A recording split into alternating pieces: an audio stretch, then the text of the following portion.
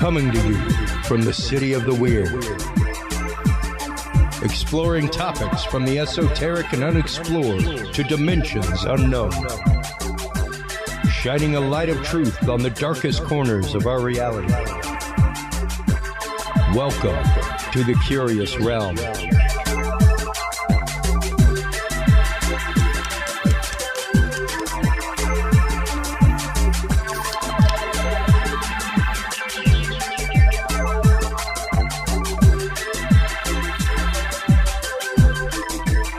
Well, hello everybody, and welcome to this episode of The Curious Realm, coming at you live tonight from Austin, Texas. We'll be live next week as well. I mean, we're live, the air quotes are up right now. Technically, we're live every week. I've never done repeat content, anything like that, but typically we've got like the live segment in the first part of the show, followed by a pre-recorded guest. Coming up, though, in January, I will be gone for 21 days to fabulous Las Vegas, and I cannot wait. Going to cover CES for my beloved Talking Sound podcast, and then going to do client work for 2 weeks with my favorite road family in the world. Hey, hope you guys are doing well out there. We'll see y'all soon. Man, it has been exciting. I hope everybody had a fantastic Christmas. I always find it awesome whenever I get to do these episodes over a holiday stretch like this. I always find it awesome whenever we have guests like our first guest coming up here in just a second. Our good friend Brad Olsen from CCC Publishing is on the show tonight to talk about anomalies in Antarctica, all kinds of things. We'll be talking about Secret Antarctica in the first part of the episode. In the second part of the episode, we will be joined by our good friend from across the pond in pre-recorded fashion, Graham Phillips, talking about Doggerland, the Atlantis of the North, and how the circle building cultures, the people who built Stonehenge, things like that, these megalithic sites in the UK actually came down from a previous civilization that existed just north of them in Doggerland. So really amazing stuff. Great book. Fascinating book from Graham Phillips. Check that one out, folks. I want everybody to know as we head into the new year, this is a time for us to think about how we can change the world around us, how we can manifest things in a different way, not just through, you know, the typical New Year's resolution, but how we can actively manifest things in our life and the world around us. And so many of our guests talk about that. So many of our topics talk about that. I myself am a huge believer in that. We are able to do great things when it comes down to, oh, there's Brad. He just popped up on video. So, welcome back to the show, Brad Olsen. How are you doing, my friend? Hey, I'm doing good, Chris. Great to be back on the Curious Realms. Last time I was on, we were doing it live together from Stairway to the Stars on the show floor. So yeah, I always like to put the face to the name and get to meet the person, and then you get a good feel for what they are in real life. And you are a true seeker of truth and into the darkest, deepest mysteries and all these esoteric subjects that I love so much too. So absolutely, we really hit it off well, and great to be back on and have this conversation with you tonight. Oh, absolutely, man. It was great meeting you for the first time at Stairway to the Stars, actually. That was utterly random. They ended up giving you a VIP pass for the weekend, and it was like, hey, I'm pretty sure that's Brad Olsen setting up across the hall. Hold on a second. So it was utterly awesome running into you, getting to just sit back and chat off air, things like that. And yeah, some of your research, especially your research, I mean, most people don't realize that you spent many, many years of your life as a travel writer, going to exotic places, going all around the world. And I mean, that, of course, fed your obsession, fed your side research, which is the world of esoteria. And I mean, the Beyond Esoteric series is awesome. I cannot wait. I know you are in the midst of writing a new version, a new edition for the series right now. Correct, right, Brad? That's right. So the first two are both in second editions, and Beyond Esoteric is the newest.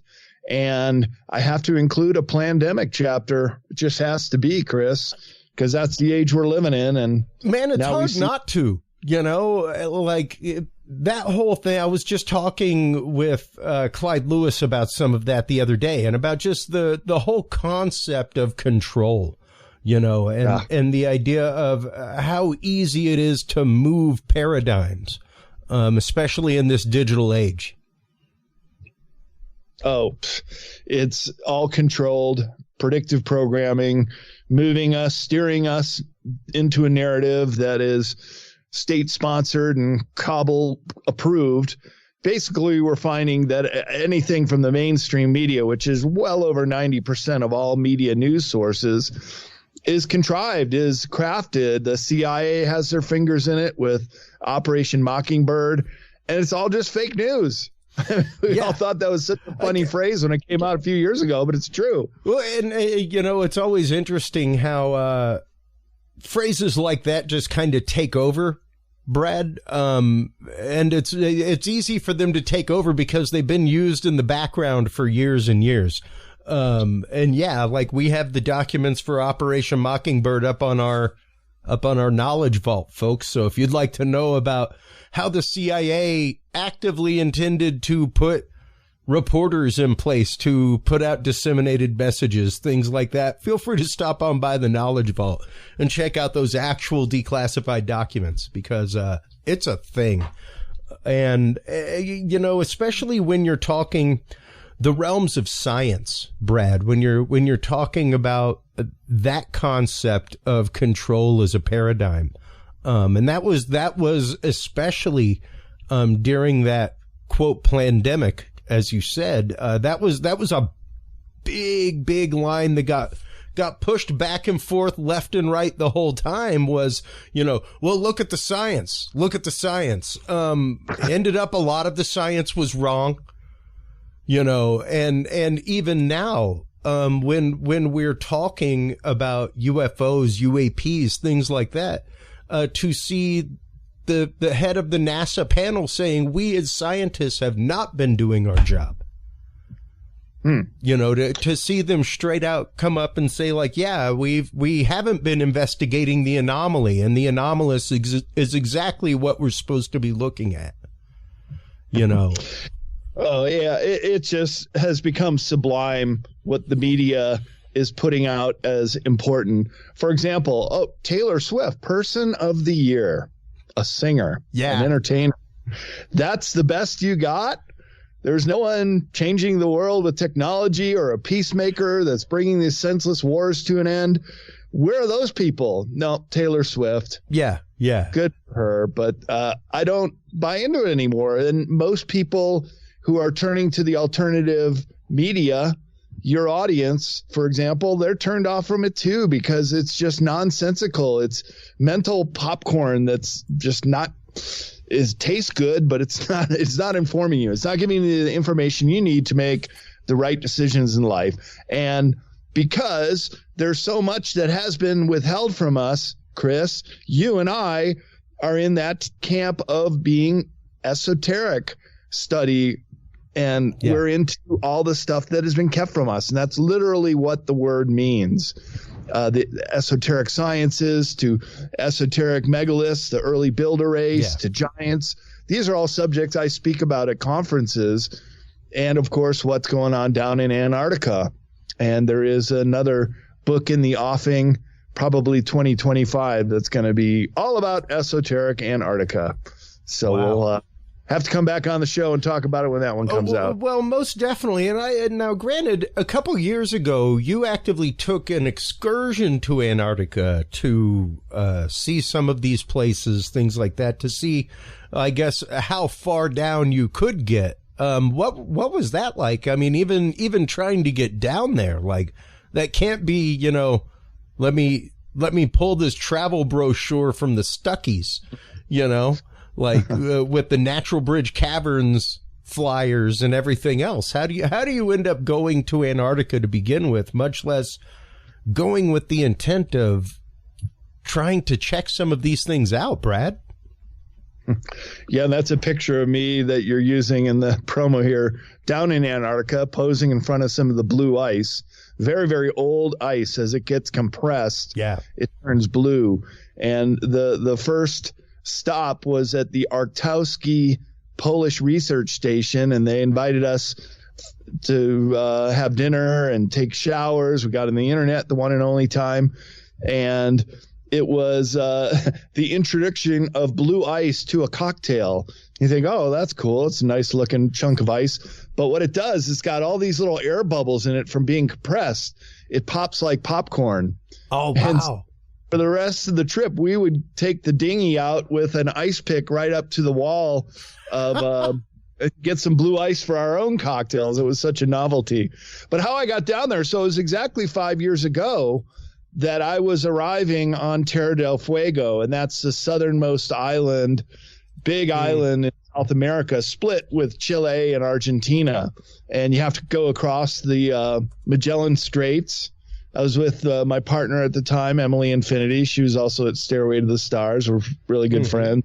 Occasionally she'll come up on stage and give the account of how we scored passage on a sailboat with 11 Poles and one other American plus us. So 3 Americans, 11 Poles, 14 of us on a 72-foot sailboat crossing the Drake Passage, the roughest seas of the Southern Ocean, and got terribly seasick on that trip. There's Tierra del Fuego way down there at the bottom, and the southernmost city is Ushuaia. So at this time, exactly this time, 5 years ago, we were talking to travel agents and finding out about how to gain passage. And at first it seemed like you had to get on a cruise ship. And about 90% of all boat traffic to Antarctica goes out of Ushuaia. And unfortunately, our timing was we were getting there between Christmas and New Year's. So the travel agents all saying, no, you got to come back in February. We're all booked up. There's no way you're not getting up. So for a while there, it was not looking good. But there was one travel agent that said, oh, I heard of a private sailboat at the other pier in Ushuaia, not where all the cruise ships go, but where the sailboats go. Why don't you go check that out? And we did. We walked the pier and we're talking to a captain. He said, well, I got room for 1, but I know the boat next to us, the Chief 1, has room for 2. And we met the co-captain and really hit it off. And we went and partied with them on New Year's Eve at the Ushuaia Yacht Club. And I talked to other captains and people that were very familiar with Antarctica that night. And I started my line of questioning.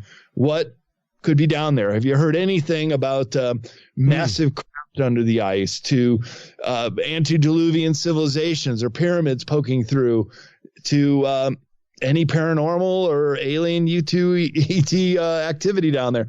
Routinely, the answer came back no, but I did find out some other really interesting stuff. Yeah, there's one that I know about that's in the Ellsworth range, and truly the jury's still out on that one, because I showed these images to a travel company that flies trips down there, and they said, oh, that's a Nunatak. That's just an attractive mountain poking through the ice. And I said, well, a lot of people, including ancient aliens, are doing a whole show on it as being a crafted antediluvian pyramid. It's a 4-sided shaped mountain. They just said, well, that's coincidence. Well, I said, well, have you ever landed the plane and gone down there and checked it out, took a sample, climbed it? Yeah. No, we just fly over it.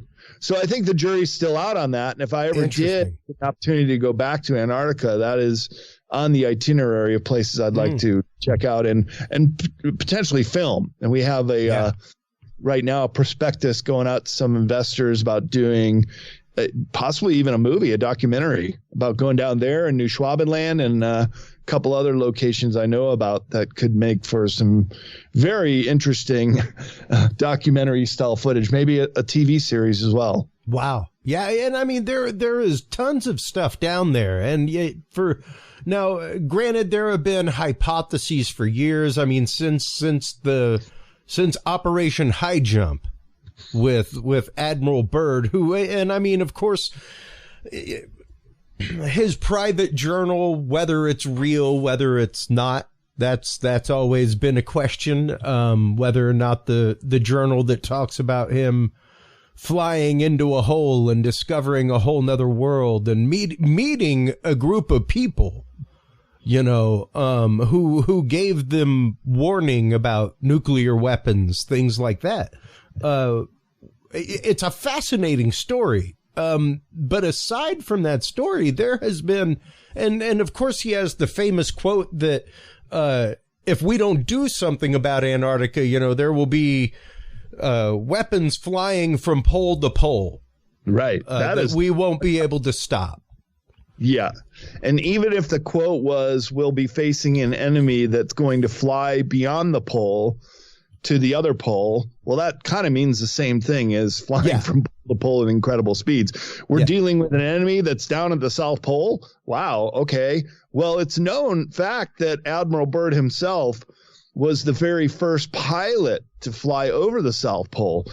Not even just a little more than a dozen years after the Amundsen made it to the pole for the first time in 1913, beating out the Scott Party by 35 hours. Wow. And then in 1929, here's Admiral Byrd, who is also an aviator, flying a plane over. So if there was a hole down there, he would have spotted it on that voyage. And so what's interesting about the diary is he is summoned back to fly to the poles.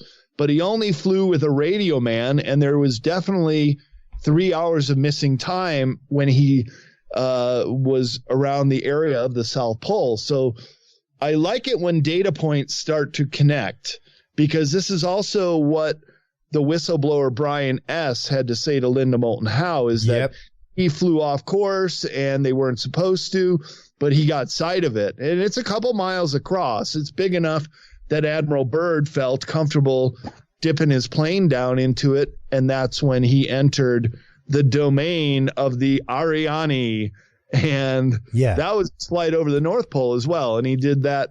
But there's some controversy whether or not he actually made it as far as the North Pole on that flight. Mm-hmm. Some of the time that he listed as flying, he wasn't really in the air that long. So they think he went maybe 150 or 200 miles short of the pole, but he definitely had been over the South Pole and many other parts of Antarctica. He's one of the most well-traveled, especially Antarctica, explorers of all time. Well, and especially once you start getting into it, just to go back to Linda Moulton Howe real quick, and the whistleblowers that have come to her, I am trying to remember the name of them offhand, and I can't. It was 1 and 2. Spartan 1 and 2. Spartan 1 and 2. That was it. Thank you. Their craft is not too far from the South Pole either. That's in the Beardmore Glacier area, where Brian S. also was witness to flying craft and orb and all sorts of other UFO activity in that general area. Well, and they talk about a alien base underneath the ice there. Of course, there were rumors of Nazis going to build a base there after Admiral Byrd. That was, of course, a lot of the return trip, which interestingly enough was hugely funded, very well prepared, and came back early. They did not stay for the entirety of their duration. And that was really interesting to see, that as well prepared as they were everything else, that they did not stay for everything. Almost like they were uninvited. Yeah, by the Antarctic Germans, and perhaps a little help from the Draco reptilian, who supposedly donated the base that they went to in 1938. They were on the New Schwabenland area. So there's the Beardmore right above the Ross Ice Shelf, and you can see where all the lines point. That's the South Pole. So it's right there in the Trans-Antarctic Mountain. But really on the other side of Antarctica, where you see the map above on the left, that's where the New Schwabenland was. So if you take that square and just flip it above, That's approximately where the Germans made their claim in 38-39. And the Schwabenland, Swabia is an area in Germany, New Swabia. And so it got that name because that was the name of the ship they went down on. But the Schumacher Ponds was named after the pilot, Schumacher, who landed a seaplane in these geothermal ponds that never freeze, which is part of New Schwabenland. In fact, there's a big fault line that runs right through it. So they would have been able to harness the geothermal energies. Germans were very clever in that way that they would see an advantage. And there are areas in New Schwabenland that are called Antarctica Island, which is a safe harbor inside a volcanic caldera. Wow. That's how big it was. And we went to this location of an old whaling village that did succumb to a pyroclastic flow of another eruption on this volcanic island in the 1960s, wiped out this 19th century whaling village of Norwegians. We saw some gravestones with Norwegian names on it, guys that were just young men that went down there to work and died. But there was an area and we were reading in the Lonely Planet book, there's a whole Lonely Planet Antarctica, about 256 pages, that you could strip down and lay down in this one area and get a hot spring. We were there when the tide was coming in, so it wasn't warm enough to do that. But we walked around with our shoes off, and it was warm enough to feel warm water. So that's another place that's an Antarctic oasis that never freezes, and that's why the whalers set up their shop there, and there are still bases there to this modern day. Deception Island's in that tip of South America where it reaches out to the Palmer Peninsula. Deception Island's right on the tip of the Palmer Peninsula there. And what a cool spot to visit as well. Well, and, these spots, specifically the New Schwabenland base, things like that, Brad, how have they gone? How have they managed to defy detection? How are they entrenched with, I guess, modern technology, things like that, if they are so far removed? You mean the German base in New Swabia? Yeah, and even I guess the other base would be an alien base. So at least by reports.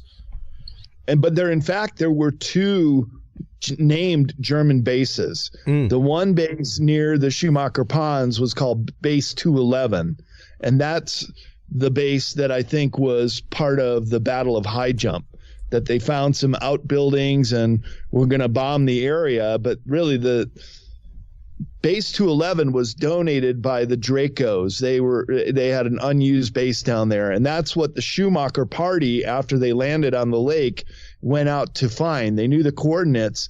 They knew how to get there. They found a land entrance into and through, but they also had the U-boat entrances of the very advanced submarines that could go under the ice undetected. So talk about a great hideout. In fact, Admiral Dolence, the Navy commander, made a very interesting statement in 1943.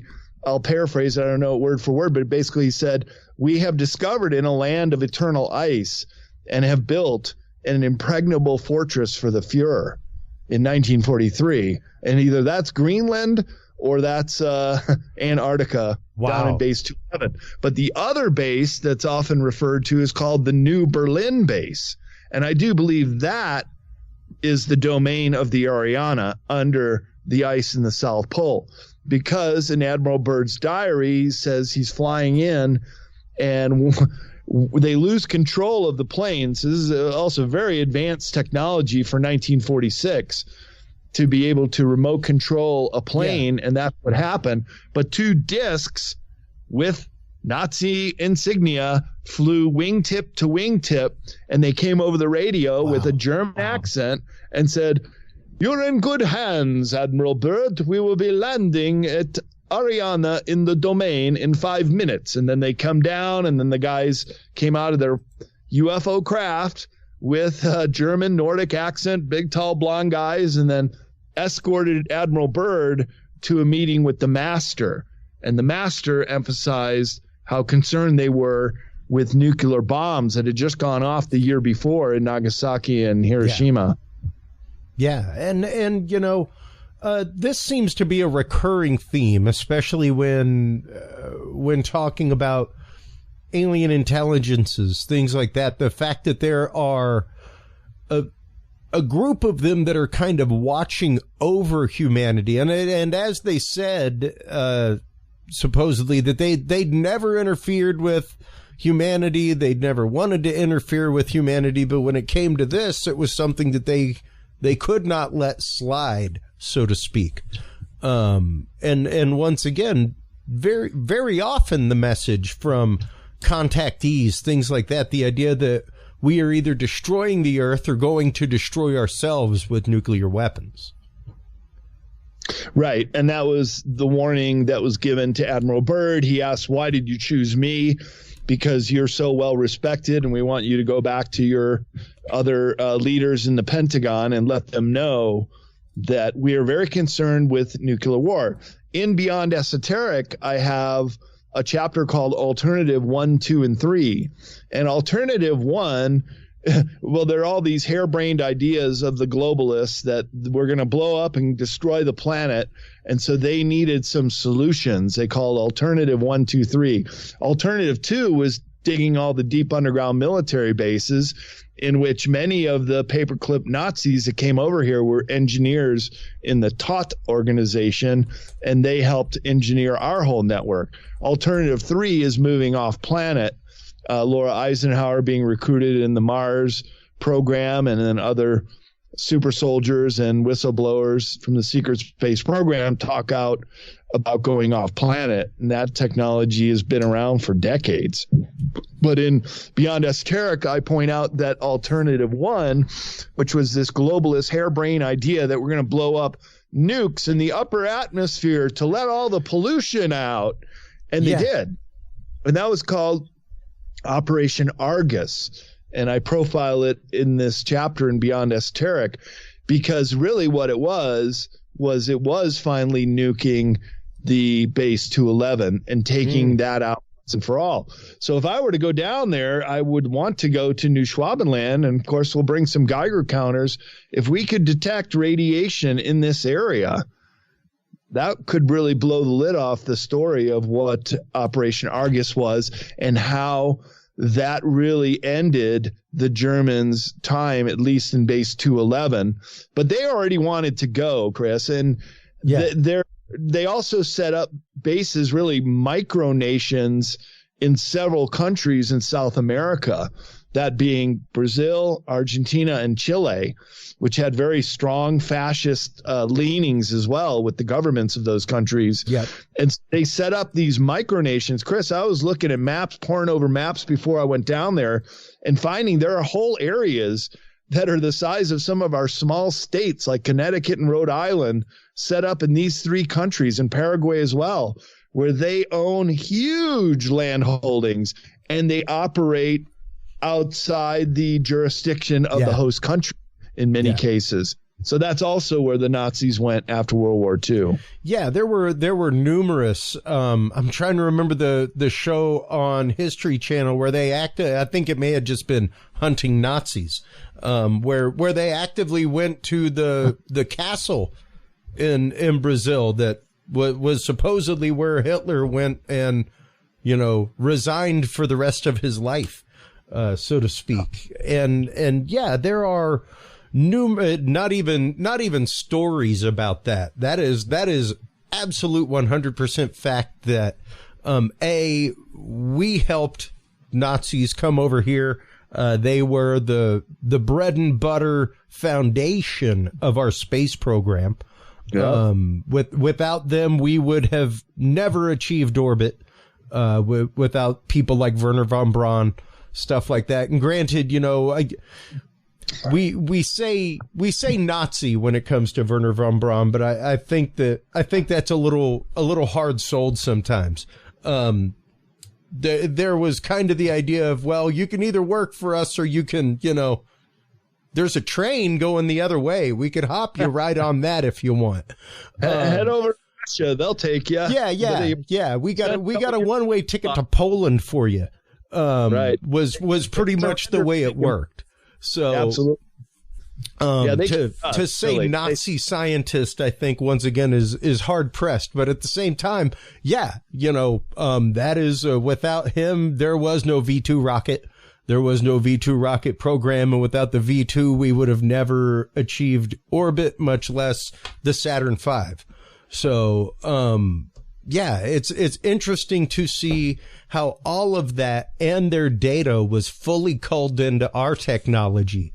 And at the same token, how they had active plans to go to South America, go to the tip of known civilization, and even have bases in Antarctica. And to know that, yes, there is an Antarctic no-fly zone, that there is the Wilkes Land anomaly, which is an impact crater, but it's really interesting. Some of the strange magnetic anomalies that are happening around this impact crater, which lead people, of course, to say what impacted and what is in the crater.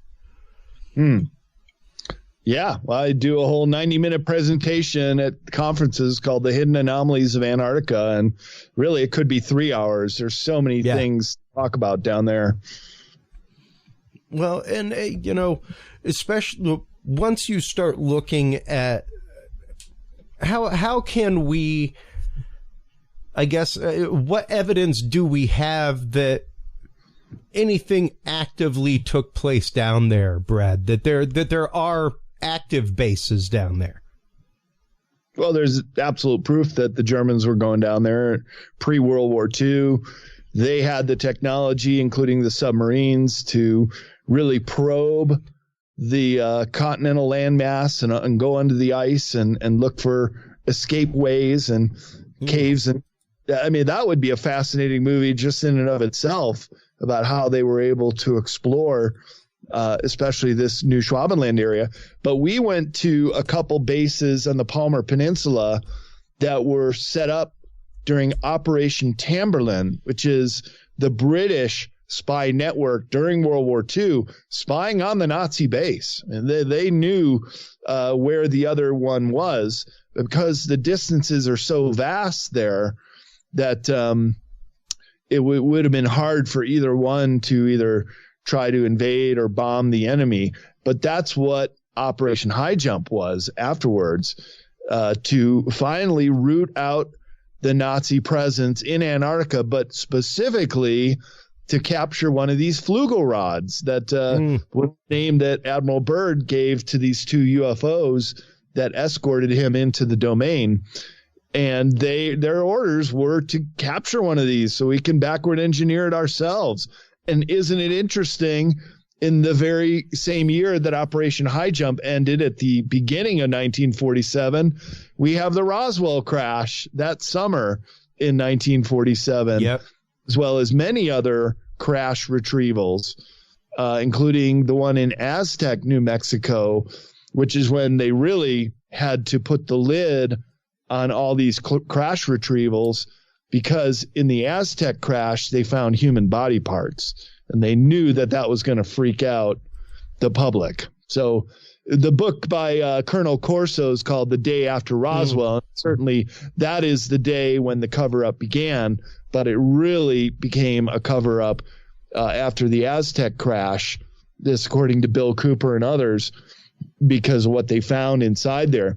And that's why the NSA was formed, the No Such Agency, which was formed under Truman, concurrent with the CIA. So the CIA was going to go do all that spycraft overseas, but the NSA was set up initially specifically to cover up any UFO crash scene, to acquire the craft, to bring it to our scientists, including live and dead alien bodies that would mostly go to Wright-Patterson Air Force Base in Ohio.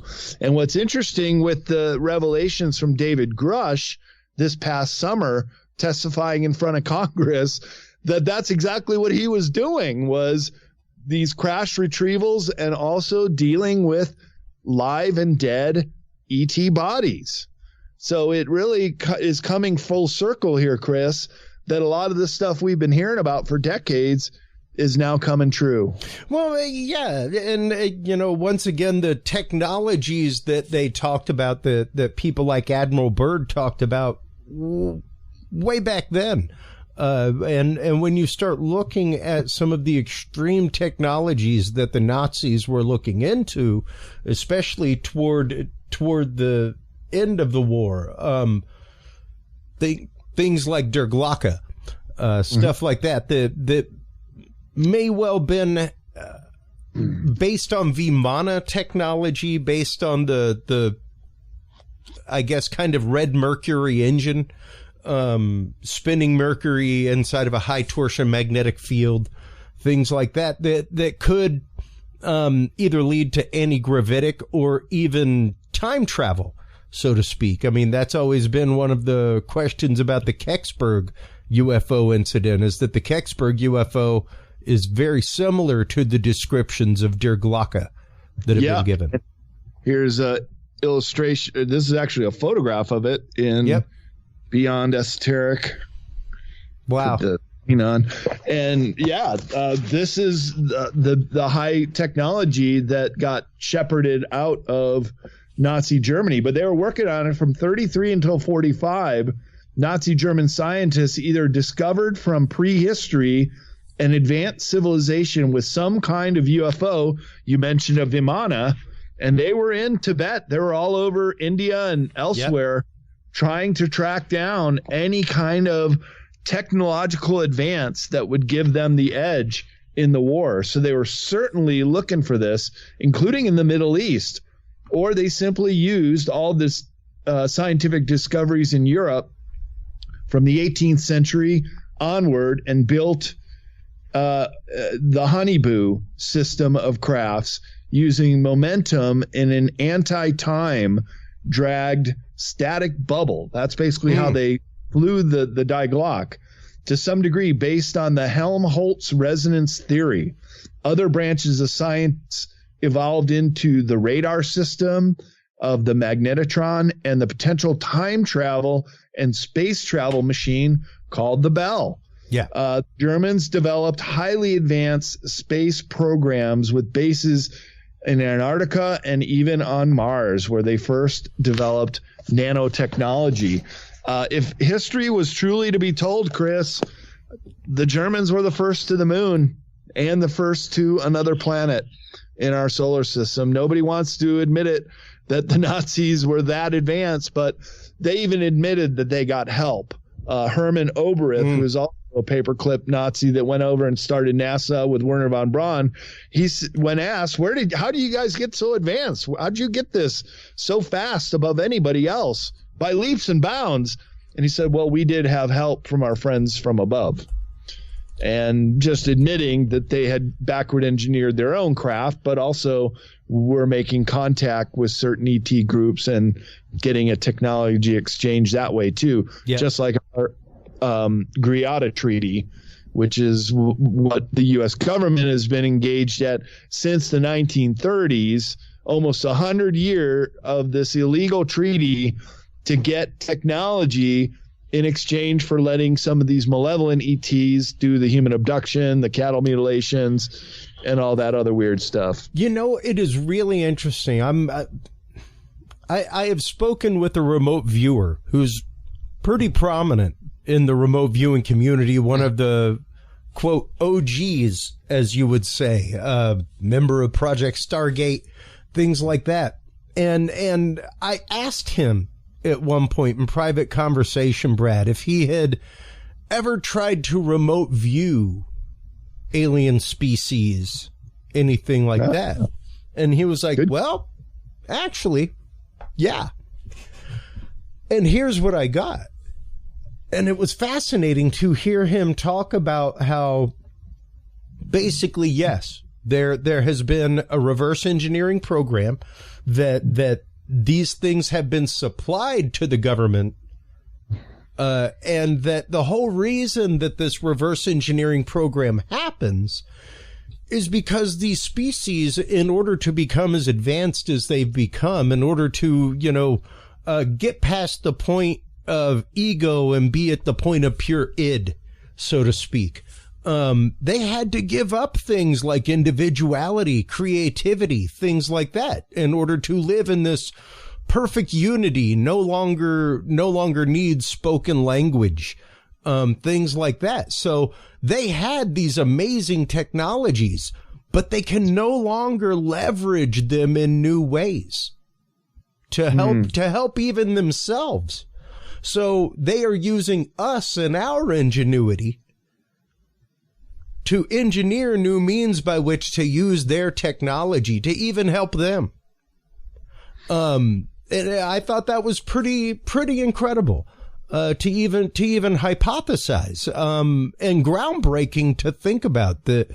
Yes, if there was, such as you're saying, and as many have said, the Grenada Agreement, where our government is in a union with alien species saying, yes, okay, you can kidnap a certain number of people, you can mutilate a certain number of cattle if this is what you need to do for your science, your species, things like that. But we need a cooperative quid pro quo amongst this. So yeah, the idea that our government or government entities or contractors are helping them reverse engineer this for their own use is pretty interesting. And throw in a bunch of paperclip Nazis who also had the wherewithal. In the mid-1930s, there was a nearly intact craft that came down in Lombardy region of Italy. And Mussolini, he didn't have scientists anywhere near the Germans. And, of course, the Axis powers were joining forces. He allowed the German scientists access to this craft, and they also used their scientific know-how to backward engineer this stuff to also put it into their own prototypes. And some of those prototypes of the Honeyboo craft, they were actually seen in a couple different battles at the very end of World War II, not in a combat mode, but more in a surveillance. And there was even some videos and photographs and diagrams and plans such that I have here. Fortunately, I have the screen on like a blur, so it's not coming in. That's okay, bud. Too well.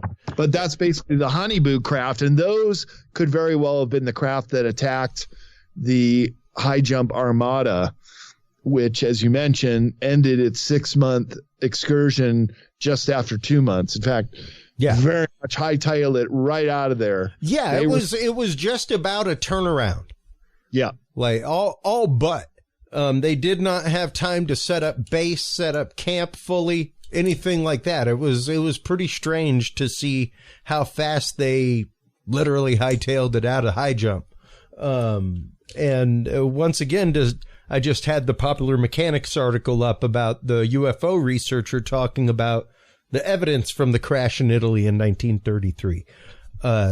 And yeah, the Italian government has tons of information, remarkable information about things. They have been openly researching stuff for decades, and we're one of the first countries to really put things out in that way, without FOIA request, that kind of stuff. So it is remarkable to see these things happening, Brad. At the same time, it's disturbing to me to see things like terms like UFO denier being used, just to bring this back to the beginning of the conversation, and means of control and dialogue control, things like that, to see how quickly that tide turned, media wise, where it was no longer, crazy Uncle Kyle down the road who saw a critter come out of his barn, but people being taken seriously and reports being taken seriously. It's great to see that. But at the same time, some of it is so disconcerting to me. Like the recent article about the UFO hovering over Air Force One just outside of LAX.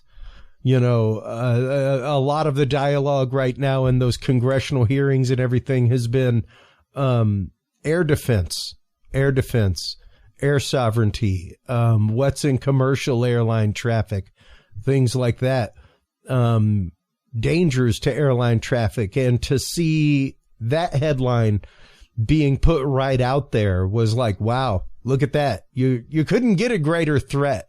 Now you've officially made them a threat to democracy. Yeah. By doing that, you officially made UFOs a threat to democracy. Like they were possibly threatening the president of the United States. Never mind the actual witnesses of fleets of UFOs in the D.C. area over the White House in the 1950s. 1952. And that's a huge moment when you have all the newspapers in America running pictures of a dozen or so craft flying right over the Capitol building. So for a long time, everybody's thought, whoa, invasion of UFOs. We can't even protect our own airspace over the Pentagon and Washington. Well, now I would say most UFO historians worth their weight in salt understand that those were the Antarctica Nazis. Those were the honeyboo craft. And in Laura Eisenhower's new book, which I'm publishing at CCC Publishing, it's called Into the Truth Frequency. She is getting into some really unknown Eisenhower whistleblower historians who are saying he was forced into a raw deal. Because after that flyover of D.C. in the summer of 52, Truman was still president. Truman chickened out. He was so scared that he signed surrender agreements to the Antarctica Nazis. And this is the whole notion of the Fourth Reich, or the Third Force, as Henry Stevens puts it in his great book, Dark Star. But Washington, D.C. flyover, that was the Antarctica Nazis flying pole to pole at incredible speed. Wow. And so in her new book, she has some new evidence that Truman surrendered. He kicked the can to Eisenhower, who had to deal with a raw deal. And I think in many ways Eisenhower is being vindicated because he also inherited the Greada Treaty. They say he initiated it. He did not initiate it. It started in 1934 down in the country of Panama on an aircraft carrier in the very early years. So now with the Lombardy region UFO in 1933, we're talking about 90 years of interacting with aliens and backward engineering their technology. You can imagine how advanced it is today. Well, it was just last May, Chris, that Lester Holt gets on the NBC Nightly News and says the Pentagon has just released a report that there's a mothership in our solar system. Yeah. And this is just a one and done story, just one time. And that's how come we're not still talking about this? This should be the biggest news story in the history of humanity. But it was just a one and done on NBC Nightly News. Yeah. And, it's interesting to see that because it's almost like these things are litmus test, Brad. And I have worriedly been holding in the back of my mind for the last 2 to 3 years, Project Bluebeam, man. Especially since that whole lockdown. And especially since, just doing the work that I do, knowing the technology that's out there, audio-wise, video-wise, knowing the fact that we now have holograms that you can physically shake hands with and feel the hand. We have holograms that you can hear. That's right. So it's there's a whole new realm of technology out there that can be used, especially when you're talking about deep fake, when you're talking about AI, some of that kind of stuff, man, it's disturbing how fast it can come out and how real it can be. And that in and of itself is changing the paradigm and the conversation, on the daily, and even getting people to the point of sadly being blasé about the amazing. Because is it live or is it Memorex, man? Like, I don't even know anymore, and do I even care?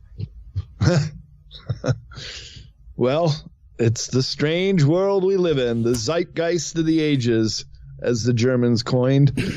And it's just a really amazing time to be alive and watch all this start to come out, but also to be vindicated. That we were talking about this 10, 20 years ago, and so many people just threw the bucket of cold water on everything we had to say, and now it's coming out that we were right all along. And neither one of us are one of those who are saying, see, I told you so.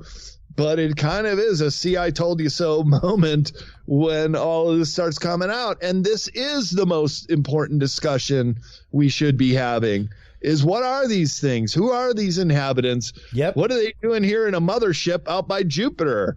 How isn't the whole scientific community jumping on this and examining this from every level? And news reports every night, oh, the mothership moved to the orbit of Mars. It's coming out this way, right? Don't we have a right to know this? Isn't this important? Well, that should be on 60 Minutes and all these other news programs too. Well, even the conversation of Oumuamua, Brad, and the idea of if that was an alien probe, active probe, defunct probe, what have you, was it a natural object? Because it definitely didn't seem to have a natural pass-by. You know, right. Its flight characteristics, things like that, definitely didn't seem that way. And when you start talking about things, even when you start talking about the ways in which we explore places, you know, especially distant places, we're prone to send a probe or two before we just arrive on scene. You know, even if we've been there, we'd prefer to send a probe or two just to make sure things are still at aspect, so to speak. And to think that isn't happening here, to think that it isn't happening on our planet, I think is horrendously short-sighted, is the only way I can put it. I am of the mind that the job of science is to hypothesize anything and everything. That is quite literally the job of science. You're allowed to hypothesize anything you want. It's through testing and experimentation that a hypothesis becomes a proof and a theorem, you know, and a theory.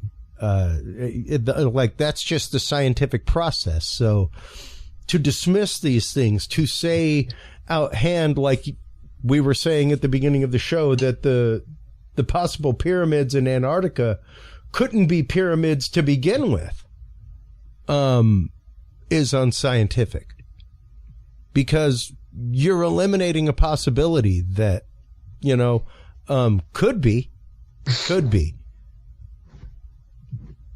So yeah, worth further study. Absolutely, man. I want to thank you for always coming on the show, talking about these amazing things, because once you start looking into the entire world of things that have been hidden, obfuscated, the knowledge that has been swept under just the corner of the rug, Brad, like they most of it, they didn't even try really hard to sweep away, you know. It's right there. It is readily accessible. So, thank you so much as always for coming on, talking about this stuff. We definitely need to have you back on sooner than a year. That is for certain, man. I always love our conversations. When can we be looking at the new edition in the esoteric series? Well, it's going to be the second edition of Beyond Esoteric, okay, but it won't be out until 1 year from now. Publishing books is a long-term process, so Beyond Esoteric is still available, and then the other two are also second edition now, and they can all be found at cccpublishing.com. And if you go there and you order a book off this website, that goes through my office, so I'm able to sign copies for people and get them out in pretty quick manner. We just published Michael Jaco's new book, Awakening of a Warrior. Really cool book. I added all the photos and captions and maps to that new book, and I wrote the foreword to Intuitive Warrior. I also wrote the foreword to Laura Eisenhower's new book, giving some perspective on her great-grandfather and the family she was born into, and a lot of inside information that could only come through an Eisenhower. Yeah. And I'll have to talk with you off air at some point about getting both of them on. I've wanted to talk with Michael Jaco for a long time about his work and especially about his work with tuning into human intuition, things like that, out in the wild. And man, the idea of what was actually boiling in Eisenhower's head. I make reference all the time, Brad, to his departure speech, but in a different way. And in the fact of, if you go through and listen to that whole speech, he is pleading. He is literally pleading with the American people of, please do not forget the rights that we had to sign away. Don't forget that. Go reclaim them. Keep these people from running your life for you. And his utter warning of that is so beautiful and still so impending. So, thank you so much for helping her get her book and that message out to such a larger audience, man. The work of CCC Publishing is absolutely awesome and utterly necessary in the world. So, thank you for all that you do on that front. Well, thank you for those kind words, Chris. And you're doing a great job with the Curious Realms, and we're all part of the same solution. And that's just helping people understand this very pivotal moment in human history that we're seeing right before our very eyes. So you're doing your part. I'm doing my part. I'm working in the book side. You're working on the podcast side, and it's all for the same purpose. And that's the Great Awakening. That's right. Right before our very eyes. That's right. Well, Brad, once again, thanks so much for your time. I'll be sharing links to all of this as always. We will be in touch very soon to get you back on. Sounds great, Chris. Thanks for having me on tonight. It was a great conversation with you again. All right, man. Take care. We'll talk to you soon, bud. Okay. Good night. Always a great conversation with Brad Olsen. Absolutely incredible stuff. And when you start looking at just the history of Antarctica, that is the most or the least explored location on our planet next to the depths of our ocean. So there's just a massive amount there to look at. His work in that field is amazing. And thank you so much, Brad, for coming on tonight to talk about that. Make sure while you are online checking out all of the amazing work of CCC Publishing, everybody. Make sure to stop on by Curious Realm. CuriousRealm.com is where you can find all the episodes. That is where you can find our knowledge vault full of declassified government materials, things like that, all kinds of great PDFs there that you can read. When we come back from this commercial break, everybody, we will be joined by our good friend from across the pond, Graham Phillips. We will be discussing the mystery of Doggerland, the Atlantis of the North, and how a lost civilization is tied to all of the stone circles and other megaliths that you see in the UK and in the surrounding area. We will be getting into that with Graham Phillips right after this, everybody. Hello, everybody, and welcome back from that commercial break. Thank you so much to our sponsors, especially True Hemp Science. True Hemp Science is your source for amazing CBD products. Make sure to stop on by truehempscience.com. That is the website. That is where you can get 7% off your entire cart of $50 or more and get 2 free edibles with the code CURIOUS7. Our guest in this segment is the amazing Graham Phillips. He is the author of the new book, Mystery of Doggerland, Atlantis of the North Sea. He has been on the show talking about Stonehenge, ancient civilizations, the Ark, Moses' staff. He's been on talking about the Holy Grail, which he has in his possession. All kinds of things. Welcome back to the show, Graham Phillips. How are you doing, my friend? Very well, thank you. And yeah, great to be back on. I love our conversations. You are hands down one of my favorite researchers to read. You have an amazing narrative style and a way of really laying out some very thick information in very common sense ways. The whole idea of Doggerland and this previous civilization that predated like the people that built Stonehenge, things like that is phenomenal and amazing. How did you first come across this information, Graham? Well, I'd heard of Doggerland. I mean, what it is that during the last ice age, I've got to remember I'm actually being filmed for this. I'm not on the radio. I was just going to do that, which is when I'm on the radio. You're okay. Okay.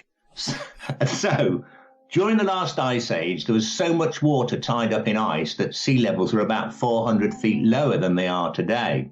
And because of this, all this land that you can now see on the screen that surrounds the British Isles was above water. And it had been above water for many thousands of years. And people migrated mainly from mainland Europe, the Netherlands, Denmark, and so on, and moved into this area.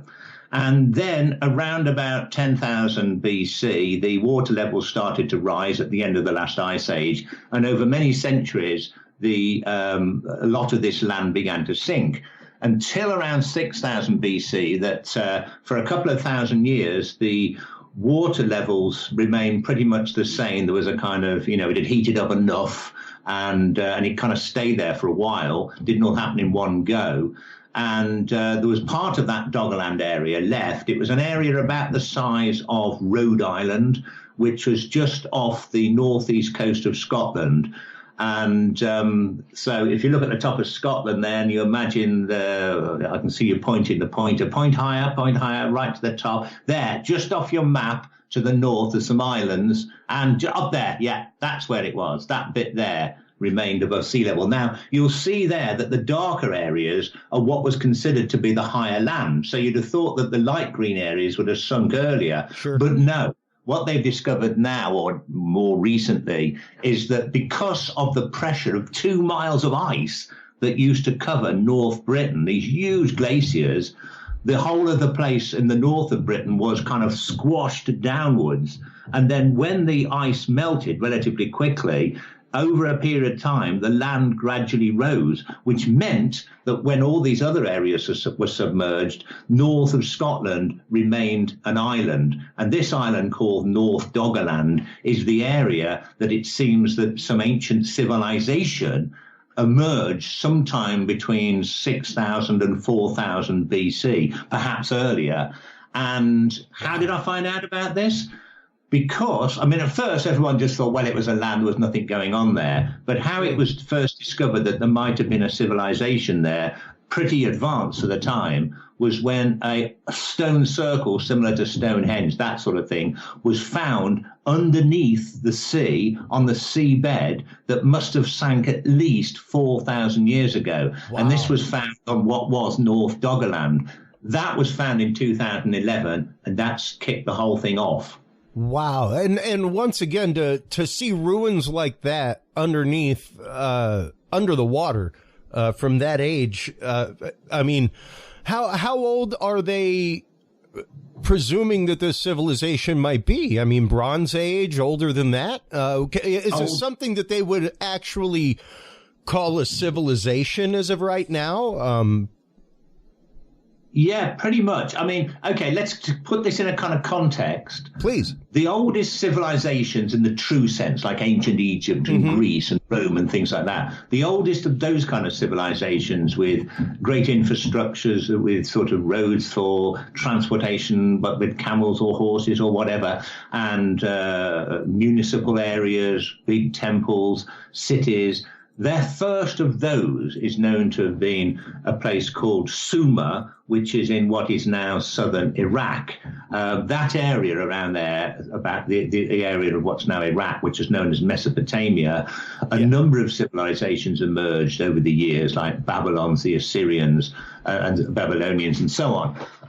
But the first of these was a civilization called Sumer, which seems to have come around about 3000 BC. That's 5,000 years ago in that area. Now, at pretty much the same time, the first civilization began in Egypt. And this was, and also at the same time in northern India, in what's now Pakistan, there was a civilization called the Indus Valley Civilization. They all seem to come around about the same time. And shortly after this, they began to be able to manufacture bronze. So they had the kind of tools to create decent civilizations. Right. That's the kind of basic history of things. The civilization that built Stonehenge, known as the megalithic people of Britain, they didn't have all these massive kind of municipal buildings and big cities and all this sort of stuff. But what makes them a civilization is they seem to have had the same sort of religious and cultural practices all over the British Isles, rather than just be a small tribal grouping of people. Now, they first came around about the same time, around 3000 BC, as the first Egyptians, the first Sumerians, and the Indus Valley culture arose. What they did, I mean, everyone knows about Stonehenge, but that was just one of thousands of stone circles built throughout the country. It's far from the largest. The largest is about 20 miles north of Stonehenge at a place called Avebury. And the Avebury stone circle, I mean, Stonehenge is about 100 feet across, which is what's on the screen now. That's an old drawing of it, what it might have originally looked like. So it's about 100 feet across. Avebury stone circle, 20 miles to the north, is 1,000 feet in diameter. It's made up of over 100 stones, some weighing up to 40 tons. It doesn't have those lintel stones, the arches on the top like that has, but it's absolutely huge. I mean, it's got a ditch and embankment around it, which is about 30 feet deep and 30 feet high, which would have been much deeper and higher going back to the time it was built. And that is just part of a huge megalithic complex around Avebury. There's an artificial hill there called Silbury Hill, which is over 300 feet tall. Archaeologists have dug inside it, found absolutely nothing to explain why it's there. No burial chambers or anything lie within. It's also got avenues of stone leading away from the main stone circle to smaller satellite circles a couple of miles away. This is what's called a megalithic complex. And there were dozens of those throughout the country, perhaps one for each tribal area. And in addition to that, there were lots and lots of individual smaller stone circles, perhaps, 20 feet across, 30 feet across, made up of 10 stones, about 4 feet tall. Thousands of these all across the country. And they started to be built about 3000 BC. And they carried on being built until around about 1000 BC. So for 2000 years, people were doing the same thing, building the same kind of stone circles all over the British Isles, England, Wales, Scotland, Ireland, and this just went on. So even though they didn't build fantastic cities, they were a civilization in as much that they all basically did the same thing for 2,000 years, and they built some pretty impressive monuments. So that is the megalithic culture. No one knows where it came from. Yeah. They used to think that it started in the southwest Stonehenges, that people came across from northern France. But now, because of the development of modern dating techniques, they know that it started in the north and then gradually moved south. In fact, the very oldest stone circles are on the Orkney Isles, just north of Scotland, very close to what was once Doggerland. And it's possible that the civilization came from Doggerland once it sank and started off again in northern Scotland.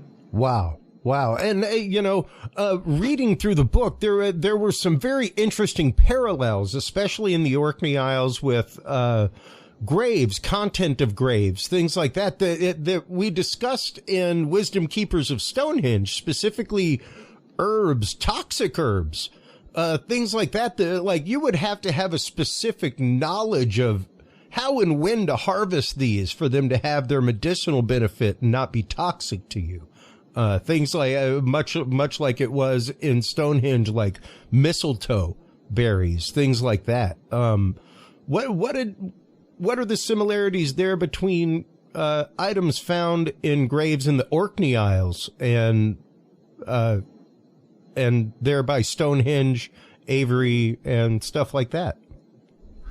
Well, the pottery that's been found in the graves, people who are buried in sort of elaborate sort of little tomb things, were basically the priestly people, the people who were ruling society, the people who basically knew what was going on and were respected. And they were very often healers. And so consequently, in their graves, they were also buried with the implements of their trade, so to speak, such as pottery containing medicinal herbs. Now, what's fascinating about this is modern archaeology has examined the contents of these pots and discovered through scientific analysis that they contain substances that would be poisonous under normal circumstances. You wouldn't eat them, certain types of berries and roots from different plants and so forth, that you wouldn't eat you wouldn't even eat them for hallucinogenic purposes. They were simply the only way that they could have been used as if they were used for pharmaceuticals, like pain relief, getting rid of stomach problems, helping with breathing conditions. All of these different types of substances were found in the graves. And these are sort of things that weren't rediscovered until during Roman times, 3,000 years later. And some of them weren't even rediscovered until the 19th century, such as analgesics to conquer pain. Yeah. So these people were surprisingly advanced. The pottery they had, incidentally, was far more sophisticated than anyone else in the world at that time. Even the pottery of Sumer in Egypt was not as sophisticated, and the people of Egypt and Sumer couldn't create kilns to reach the kind of temperatures necessary to fire the very sturdy pottery that the people of Britain were making at that same time. So in some ways, they were more advanced than the Egyptians and the Sumerians. They were more advanced in their herbal medicines. They didn't have the kind of building skills that the Egyptians had, but they still, considering there's much lower populations and the fact that they were using Stone Age tools, built some remarkable monuments. Now, what's fascinating is that this would have taken centuries to develop. Trial and error for the medicines, for a start. A lot of people would have had to have eaten this stuff and dropped dead before people knew you weren't supposed to eat that stuff. A lot of research needed to have been done over years. Same with the building techniques and everything else. But in the Orkneys, where the very oldest stone circles are in the country, 3,100 years old, 5,100 years old, 3,100 BC, these stone circles suddenly sprung up from nowhere. There's a stone circle on the Orkneys, which is very similar to the Avebury megalithic complex I described earlier, called the Ring of Brodgar. These first stone circle complexes on the Orkneys were built in 3,100 BC. Stonehenge and Avebury weren't built until 600 years later. So right early on, this amazingly advanced civilization for the time appeared completely overnight. They'd got this built. They've got the building techniques. They've got the sophisticated pottery. They've got the herbal medicines. But there's no evidence that it gradually developed on the Orkneys. There's the picture of the stone circle on the Orkneys, known as the Ring of Brodgar, very similar to Avebury and all these other stone circles throughout the country. The ditch and embankments surrounding it, the circle of stones. It also joined, but there was an avenue of stones that originally joined it to a nearby stone circle called the Stones of Steness. There's a nearby artificial hillock which has been excavated and there's nothing inside. The typical megalithic complex. This was the first of them, and it appeared overnight. No development gradually building up to this. So if it kind of developed in any way at all, it must have developed elsewhere than in Britain. And there's no evidence of this kind of thing in Scandinavia or Northern Europe. So the only place it could have developed is on the sunken island of Doggerland. Wow. Wow. And you know, once again, the very interesting thing about these stone circles is, yes, it's not like there are cities around them. It's not like they camped around them. There may be, once again, a few grave sites of magicians, things like that, holy men. But aside from that, it's not like there are mass graves of people that live there or, you know, signs of settlement in the direct area. It's really interesting. Yeah, I mean, they didn't actually build them where they actually lived. They built them out in the wilds. But for whatever reason, it seems that possibly the reason for some of them, that doesn't explain all their monuments, is that if you stand in the middle of these stone circles, it can be used, the stones can be used so that you can judge in the sky where the stars are at any particular time of the year, to such a degree that you can actually say, you can know exactly what day it is and what time of what day it is. And the reason for this may have been because of the very precise cultivation procedures that you need to create some of these medicinal substances. I mean, you may have to cut a particular, I mean, the Romans, many years later, talk about the Druids of Britain, who seem to have been people who inherited some of this knowledge from their predecessors, the megalithic people. I mean, the Druids were Celtic people, and the Celts first came to Britain about 700 BC. They took over perhaps some of what the megalithic people before them were doing. And the Romans say that they had to cut mistletoe, you mentioned mistletoe, had to cut it at a very certain time of the year for something in the flowers that only open at certain times of the year to release a scent to attract night pollinating moths.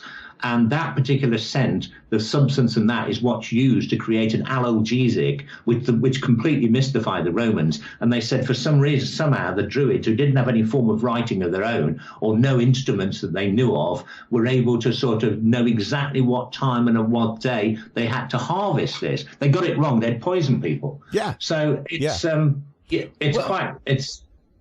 fascinating. There are numerous plants that you mention, Datura being one of them, which no longer grows in the Isles, all over North America, used by Native Americans, things like that. Thorn apple, as it's commonly called.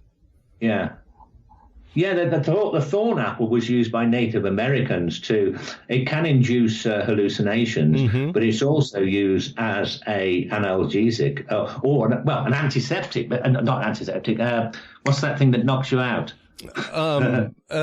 Anesthetic. Anesthetic, that's what I'm trying to think of. And it's the Romans actually say that the Druids could amputate limbs without causing pain. When the Romans did that, all they could do is get you drunk, and that didn't always work. Yeah, and just hold you down. And specifically when it comes to harvesting these things, being able to have the alignments to the stars and knowing the position of these takes an extreme knowledge of your place in the cosmos and how things move around you. We talk about it regularly on the show that we've kind of lost this connection. You know, I mean, even like my grandfather, who grew up as a sharecropper in Louisiana, like he had a different connect. Like he didn't need a farmer's almanac to know when to put beets in the ground to make sure that they grew. his grandfather told him when to put beets in the ground because this is when they'll grow best, and once again, the fact that this knowledge was passed down, not only from Doggerland, but to ancient Britain and then on to Druids, things like that. I guess, how do we show the way that this has, I guess, tracked back to a lost civilization, Graham? Okay, about the Druids, for a start, they were the kind of priesthood of the Celtic people. They claimed, according to what the Romans tell us, but by the way, they had absolutely no form of writing in Britain until the Romans arrived, which is 2,000 years ago. They didn't have it, and the reason they didn't have it is because the Druids were people who were trained since birth. They lived in communities apart from the rest of society, both men and women, and their children were trained since birth to develop amazing memory techniques like some stage performers now do, when they can remember pack of cards after pack of cards. Sure. With these, all in order after seeing it once, with these mnemonic techniques, as they're known, also forms of hypnosis. And they learned how to be, and because they were to become the storehouse, the living libraries of the Celtic people, for example. They hadn't got anyone to remember how to do various things, how to their history, their laws. They couldn't be written down, so they had to be memorized by the Druids, who were the kind of living libraries, if you like. Now, they claimed, at least the Romans say, that the Druids claimed to have been the people here that were here before the Celts arrived and became their priesthood. They were the ones who originally had built these stone circles. And, okay, so it's been passed on all the way down. How can we trace it back further and earlier than the Orkney Isles 5,000 years ago? Well, the stone circle that you showed on screen a short while ago, the one on the Orkney Isles, I said the Ring of Brodgar, that's the one. Yeah, there it is. Exactly the same stone circle as that. That's about 300 feet across, I think. You can see the little people there, so you can kind of work it out. It's pretty big. About a few miles off the coast of the Orkneys, on what was once the coast of Doggerland, there was the underwater archaeological surveys discovered with sonar and radar and so forth, an underwater stone circle that was exactly the same as that. The ring and embankment and the stones, they were all there under the sea. And the depth down showed it must have sunk at around 4,000 BC. So 1,000 years before the very first stone circle was erected in the British Isles was when this stone circle was there already. 1,000 years before. That's 6,000 years ago, which, apart from anything else, pretty much proves that the stone building civilization, the megalithic people of Britain, came originally from Doggerland, and this may have been where it developed. Other things that show, I mean, that was only recently discovered. Other stone circles have now been discovered throughout the North Sea, north of Britain, smaller stone circles that have yet to be excavated by archaeologists. We hope to hear some news from that soon. They're keeping it very quiet as to where they found them in case other people go diving in search of treasures. Sure. So until they tell us, until they've done the excavations, the underwater archaeology, which, as you can probably appreciate, takes time, we're not going to know exactly where they are and the extent of this, but I would imagine it'll prove to be pretty similar to what the stone circle distribution was in Britain. But one part of Doggerland still survives above sea. It's a little tiny island called Fair Isle, only a couple of miles wide. It's right up the top, just off your map there. You can see it goes north. There's a little tiny island about 30 miles north of the Orkney Isles to the north of Britain. And on this island, no one really thought to actually do any archaeological excavations there on account of the fact that nobody thought anybody had lived there. But once they realized that there was people living on Doggerland and they had quite a sophisticated civilization, archaeologists have decided to excavate there. And what they found is found dwellings. I mean, this would have been high land, a mountain, if you like, or a high hill at the very extreme north of Doggerland. So they didn't sink. And maybe some people went there after the island had sunk and established small colonies. Now, little tiny villages have been found, but of the most sophisticated kind. They're built under the ground. They're underground villages to protect them from the weather, and they're connected by tunnels, amazing brickwork. They've even got sophisticated plumbing system, open channels that bring them fresh water, and a sewage system. These people had plumbing way before anybody else ever developed it. And even the Egyptians hadn't got anything like this. Yeah. I mean, but this was at least 6,000 years old, way before ancient Egypt. And they also discovered a couple of buildings which they were a mystery at first because there was all this this charcoal found there. They thought, well, they're not kilns, they're not burning, they're not firing pottery because there's no kiln there. It was only eventually that they realized that they were saunas. Now, these saunas were there at least 2,000 years before the oldest saunas had previously been discovered in Finland.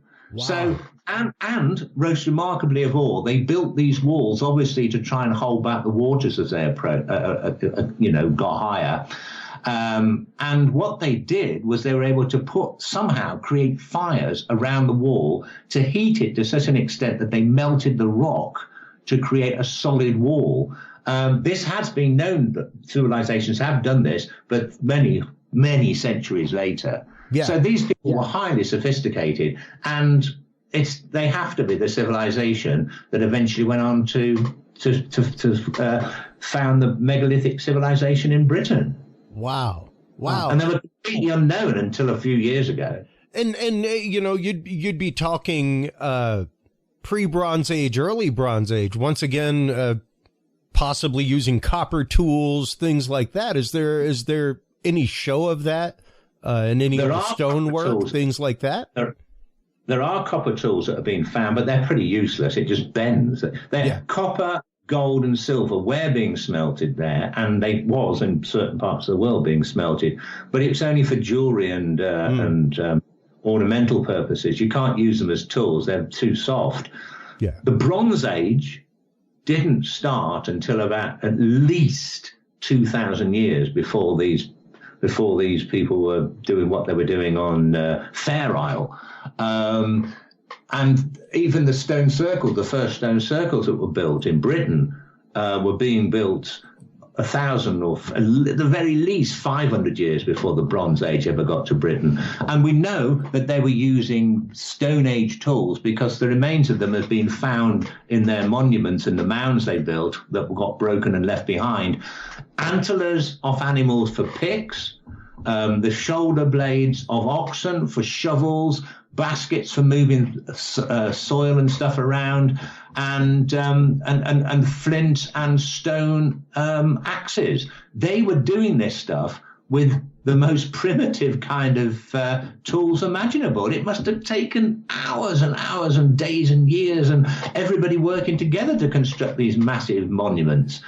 So they were very important to a civilization that somehow held itself together in Britain for at least 2,000 years. And if you take the Doggerland before that, many, many thousands of years without falling apart, or even there's no evidence that these people ever fought each other or had any disagreements. There's no defenses built around their settlements. The ring and embankments around the stone circle are built the wrong way round for defenses. The ditch is on the inside of the embankment, which is just ludicrous for a defense. So they lived in peace for centuries.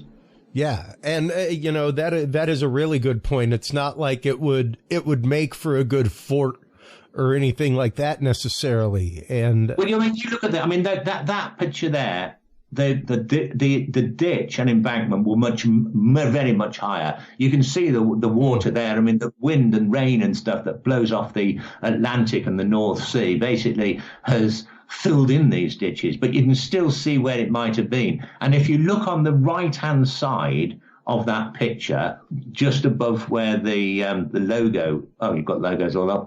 If you look at the logo, points of there, you can make out that is the embankment and there's the ditch. Yeah, and then it goes up again to the actual circle. Why build an embankment on the inside of a ditch? The idea, when you get hill forts that were built later, the ditch is on the outside, so the attacking army or the attacking people are going to get bogged down in a ditch, go through water or whatever, then have to climb up a hill to a stockade at the top. You wouldn't have the stockade and the outer embankment and then the ditch, so it's built for some other, as yet completely unknown purpose. Wow. And it took the people, it would have taken them years to build this. Yeah. And they kept doing it over the centuries. And now, I know it was recently found with Stonehenge specifically that it actively had some acoustic properties as well with some of the standing stones as far as amplification, things like that. Have any of the other sites shown anything like that? Shown any kind of directional sound use or anything of that sort? I haven't actually looked into that myself. There was one. I know that sometimes you have to be careful with these findings. There was a particular stone circle. I'm not going to mention which one it was, but we will see why in a minute. But there was a stone circle that attracted the interest of researchers some years back.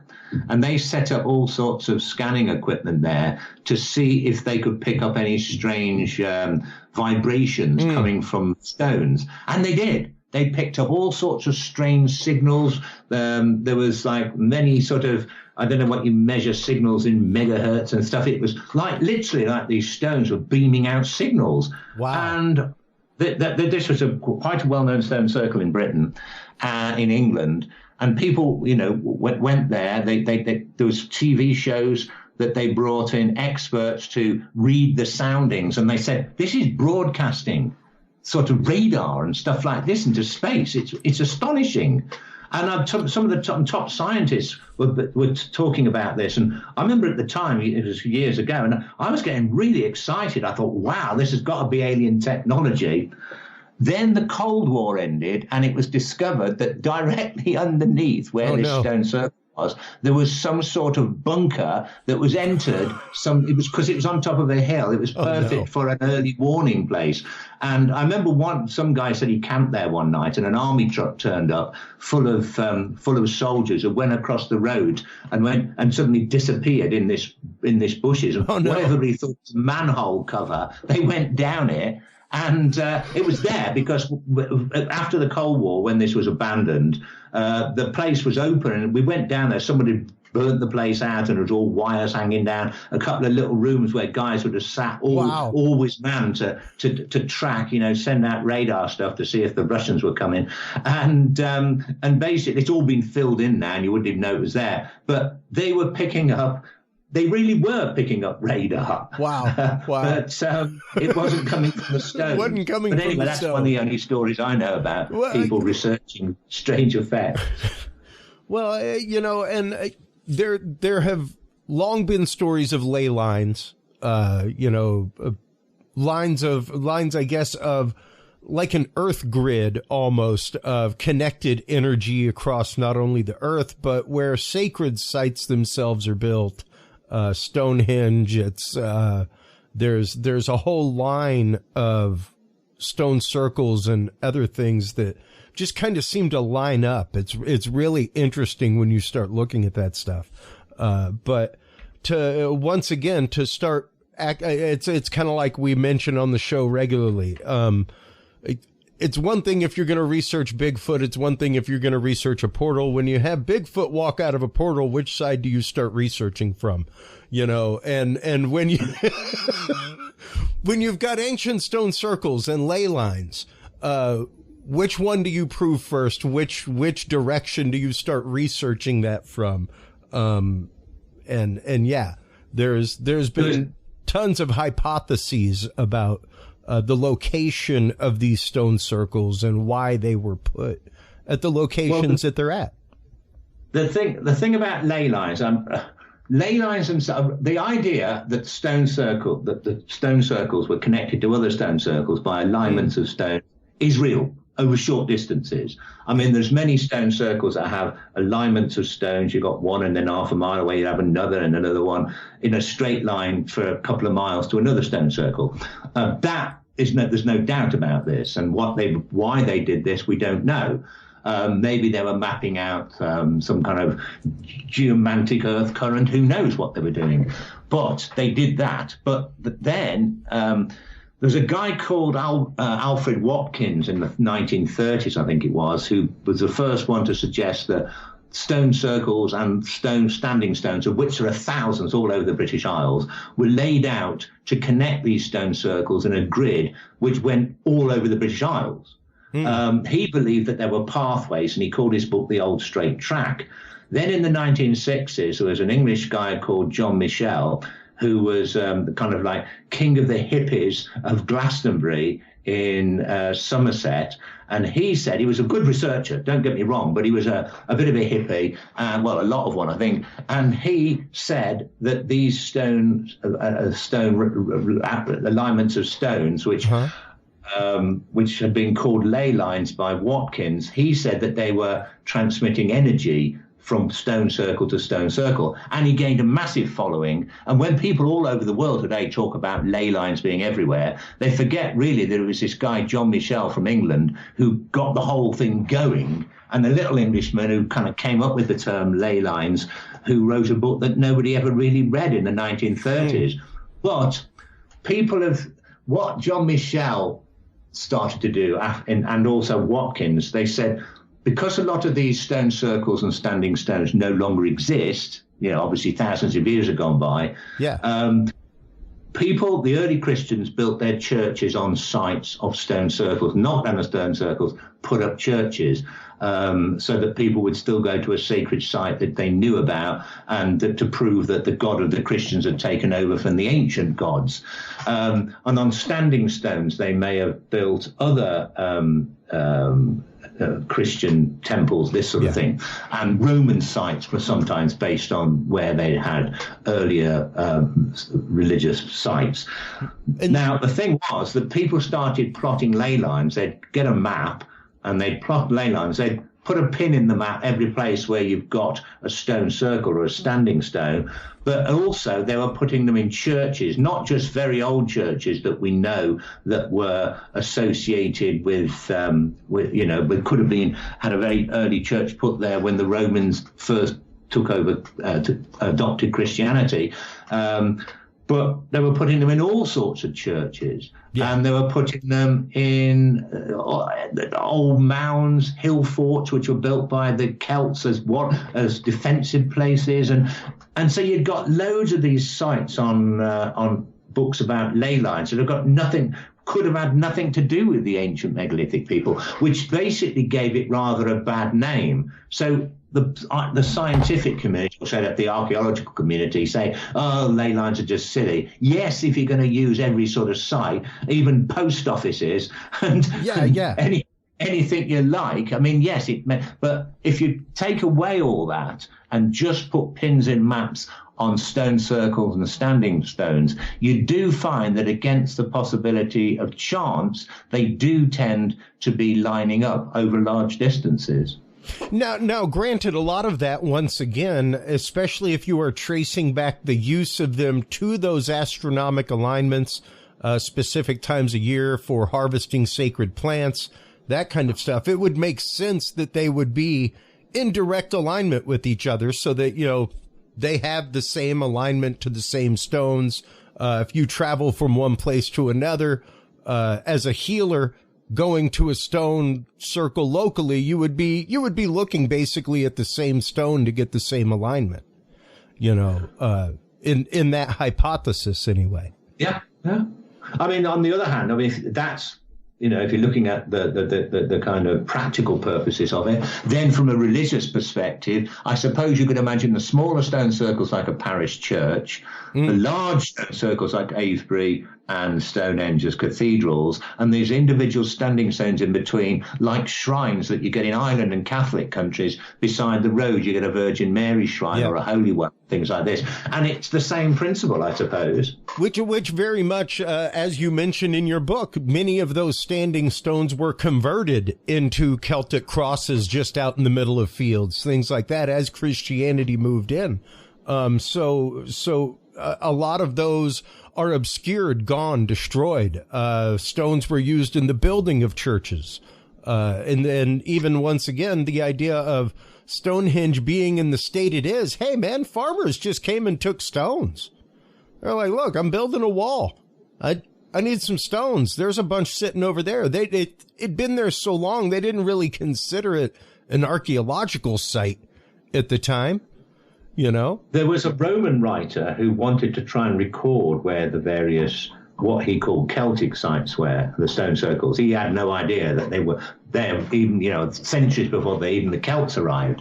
But he actually mentions the site of a few stone circles, and a very large one is in London, now covered over by London. And the interesting thing is, it's right in the middle of where Wembley Stadium is now, where they play the biggest football stadium, biggest soccer stadium in Britain. And it's right smack bang in the middle of it. I mean, I tried to look into why did they build Wembley Stadium there? Was it that there was a park area where somebody had preserved this stone circle? But they just said no. Apparently, the reason it was built there, it was just convenient. The land was up for sale when they first. In fact, the original Wembley Stadium was built for the Olympics back earlier in the 20th century. So it had nothing to do with. It's almost as if there was some kind of pull for if these places where people went to worship or went to feel some energy or went to do something weird, they were drawn there. And maybe by the same token today, people are decided to be drawn there and build this biggest stadium in Britain in that area. I mean, it'd be interesting to see how many football stadiums and or soccer and whatever else are actually built on ancient stone circles. I mean, it's, this is not necessarily a serious study, but I find it interesting that Wembley Stadium is known as the sacred turf. Well, and what I find really interesting is, once again, like you were saying, that when the Celts got there, they didn't know what these stone circles were used for. It very much reminds me of America's Stonehenge and Dennis Stone whenever we have him on. A lot of people are like, oh, well, the Native Americans in the area built it. Well, that's funny. When the Anglos came and found the ruins, they asked the Native Americans, what's this all about? And they're like, I don't know. That was here when we got here. I have no idea what that was used for. And it was very much the same thing with the Celts. They didn't use the stone circles necessarily. They just came across them. Yeah, a lot of it. The Druids, though, who said they were here before, because they lived outside civilized, they were kind of like Tibetan monks used to live in Tibet, Buddhist monks in Tibet. They lived outside society, except in this case they weren't sort of segregated by sex. They were both men and women, and families were Druids, but they lived outside normal society. From the burials that are being found, they're genetically different to most of the people who were the megalithic people. But even the megalithic people were lots of different people. They started off being whoever it was that came down from the Orkneys and was in Britain already. They're known as the Neolithic people. Then came the so-called beaker people because of their custom of burying their dead with a beaker or cup.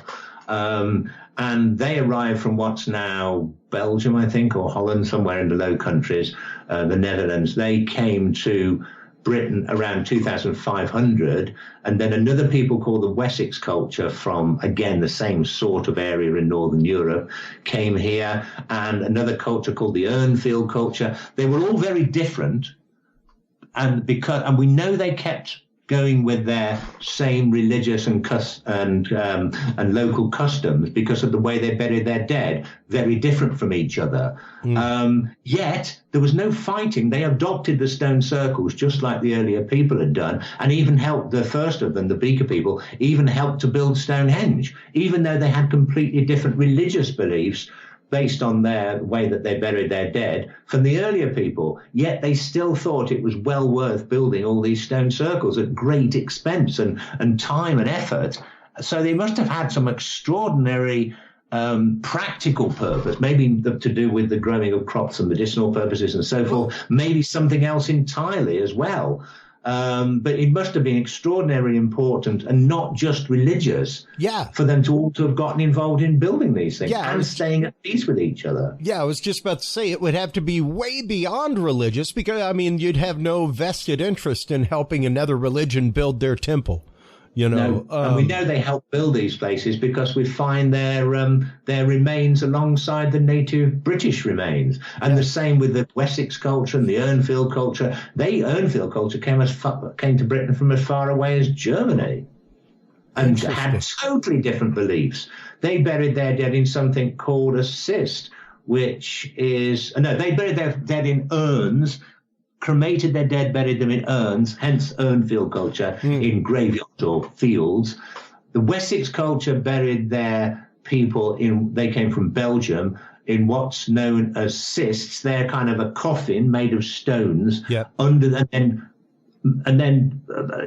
laid in this stone coffin and then covered with a mound. They all buried their dead very differently. So they carried on with their cultural beliefs and their religious beliefs, but all helped build the stone circles. I mean, there must have been something pulling them together, and that had to be a practical reason. Some people have even suggested they could teleport around the country. I've never known of anybody vanish at a stone circle, but it must have been something pretty spectacular, whatever they were doing it for. Well, absolutely. And, whenever we had you on talking about the wisdom keepers of Stonehenge, of course, one of the many myths that has existed for the longest time. I mean, even in ancient times, they said that Merlin built the stone circles, that he mystically brought stones from somewhere else, from where he came from. Now,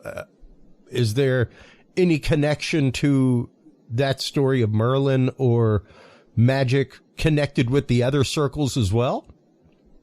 Well, the Stonehenge myths, it's quite interesting that some of the myths of Stonehenge seem to have been based on a kind of a shared memory of real events. It's said that Merlin built the stone circle there. Obviously, the historical Merlin, if he existed in Arthur's time, that was 1,500 years ago. Stonehenge was built 2,000 years before that. So it's obviously got, was it 2,000? Yeah, 2,000 years, 2,500 years before that. So, no, 3,000 years before, a long time anyway. Yeah. So Stonehenge 2,500 BC, Merlin 500 AD. So he couldn't have actually, if he did exist and been associated with King Arthur, couldn't have built Stonehenge. But the myth is that he magically transported the stones from Ireland to make Stonehenge. We now know that the stones that were used to build Stonehenge were actually dragged or floated on barges all the way from South Wales to recreate Stonehenge. When the people moved from South Wales into central England, they built the stone circle with them, brought the stone circle with them. And the people in South Wales, on the coast of South Wales, had come from Ireland. So the stone circle may originally have been in Ireland and been transported to where Stonehenge is, but not by Merlin. But the story that remained that the stones somehow came from Ireland must have required for people in ancient times some sort of, or certainly people in the Middle Ages when these stories came about. You know, we've heard from the local people that the stones came from Ireland. How could they get there? Only by magic. It must have been Merlin. Well, and even the idea of the stone circle and the technology of the stone circle coming from a mythical place, a place that existed before, somewhere that was magical, somewhere like Doggerland, where quite literally this civilization disappeared, as did the stone circle that it had. The Celts, the Celts that survived in Ireland, because Ireland was never conquered by the Romans, when they were Christianized in the 400s, the Celts told Irish monks who wrote down, the monks who were trying to convert the Irish, such as St. Patrick in the 400s, people told them about their myths and legends, and they said that they believed the stone circles were originally created by a people who lived on a mystical island called Thule that existed to the north of Britain. So they even remembered this in a race memory of some. Wow. Incredible. And, that is something that we talk about regularly on this show, Graham, is how fast we as a people, we as a humanity lose touch with our past. Once again, go back to our great grandparents. They were even connected with the earth in a different way. When the sun went down, it was nighttime. They didn't have lights. They didn't stay up till 1, 2 a.m. on the internet, things like that. They went to bed. They woke up. They scrounged to survive. They lived off the land. They were connected to the earth in a different way. And we forget these things so rapidly. Even the idea of trades, and how fast they disappear in the modern age, will show you how rapidly the technology and knowledge of how to build a stone circle will disappear. Especially once the culture has changed, once, not necessarily the religion, but the medicinal use of things has changed culturally. Absolutely. I mean, the way that the culture came to an end is when the Celtic people arrived, the climate had changed. And then they started, when the Celts arrived between, around 700 BC, they started building hill forts, fortifications around settlements. They had weapons that could be used for fighting. I mean, there's no evidence that anybody before this time was ever engaged in any kind of major warfare until around about 1000 BC, when some Bronze Age people, the proto-Celts as they're known, came. They started building fortifications, and there's none of these before that time. And the reason why is not necessarily because the Celts were particularly violent. I mean, they had iron weapons, so they were much better at fighting. Even bronze weapons bend and break easily. But iron weapons, they could do proper warfare. But the reason why is it was getting colder. The climate in Britain changed, and people were fighting over what they had. It wasn't a land of plenty anymore. So that's how the whole thing came to an end. And maybe the last of the people who were using the stone circles, the priesthood, the Druids, managed to survive. But most of the other people integrated with the Celts and became part of their culture. It is interesting how specifically that whole area, Scotland, Ireland, UK, how tribally it did become a huge point of tribal warfare for, well, pretty much from that time up until almost modern time. It's pretty remarkable to see that, how they went from an area where there was no warfare, where they were not in competition with each other, though there may have been separate clans, what have you. It's not like there was clan warfare going on, like there was in the 1500s, things like that. No, I mean, that was what the clan warfare, if you like, was what kind of finished it off. Yeah. But they had survived. I mean, they had survived for at least 2,000 years in Britain, and maybe a couple of 3,000 years earlier than that in Doggerland. And how they basically what brought the civilization to an end in Doggerland meant that some of them could escape and come to Britain, but water rose gradually, and so they saw it coming. They could have got on boats. They had pretty sophisticated boats for the time, but you wouldn't need much more than a raft to get across to northern Britain. They could have escaped, and you'd think, well, if the water's coming up, why didn't far more of them come? Why only enough to go onto the Orkneys? Well, it seems at some point there was a massive tidal wave that completely swept over the island, and although it may have receded, and that it took many years later for the waters to rise and cover North Doggerland, enough damage had been done to pretty much wipe out the civilization. And this occurred because off the coast of Norway, there was a massive landslide because the ice had melted. All this huge areas of cliffs and terrain on the seaboard of Western Norway collapsed into the sea, causing a massive tidal wave, hundreds of feet tall, that just swept over the island. It pounded Britain, but there wasn't much civilization on the coast of Britain to be pounded. Most people there were still hunter-gatherers, and they remained inland. There were fishing villages. We don't probably know about them because they were pulverized. Yeah. But that's how the civilization ended. It ended in calamity, and the few that managed to survive did manage to embark, or were already beginning to settle on the Orkneys. The reason they didn't settle there before is because the Orkney Islands, the kind of soil they have there, is now and never was particularly conducive for growing wonderful crops. But their own land was much better. I mean, because the Orkneys was literally where the main winds and weather from the Atlantic roared in across that fairly low-lying area. It's pretty inhospitable, whereas Doggerland to the east of Britain seems to have been a much more fertile place. But in the end, the Orkneys was perhaps the only place where they were left to go. Yeah. But there were trees there in the past, which there aren't today. Now, you're talking about this massive flood. Did that in any way correspond or correlate to, of course, the worldwide myths of a flood? Yeah, there are worldwide myths of floods, and it's not necessarily this one particular Norwegian collapse of cliffs and things, this landslide that caused that, but this was happening elsewhere in the world.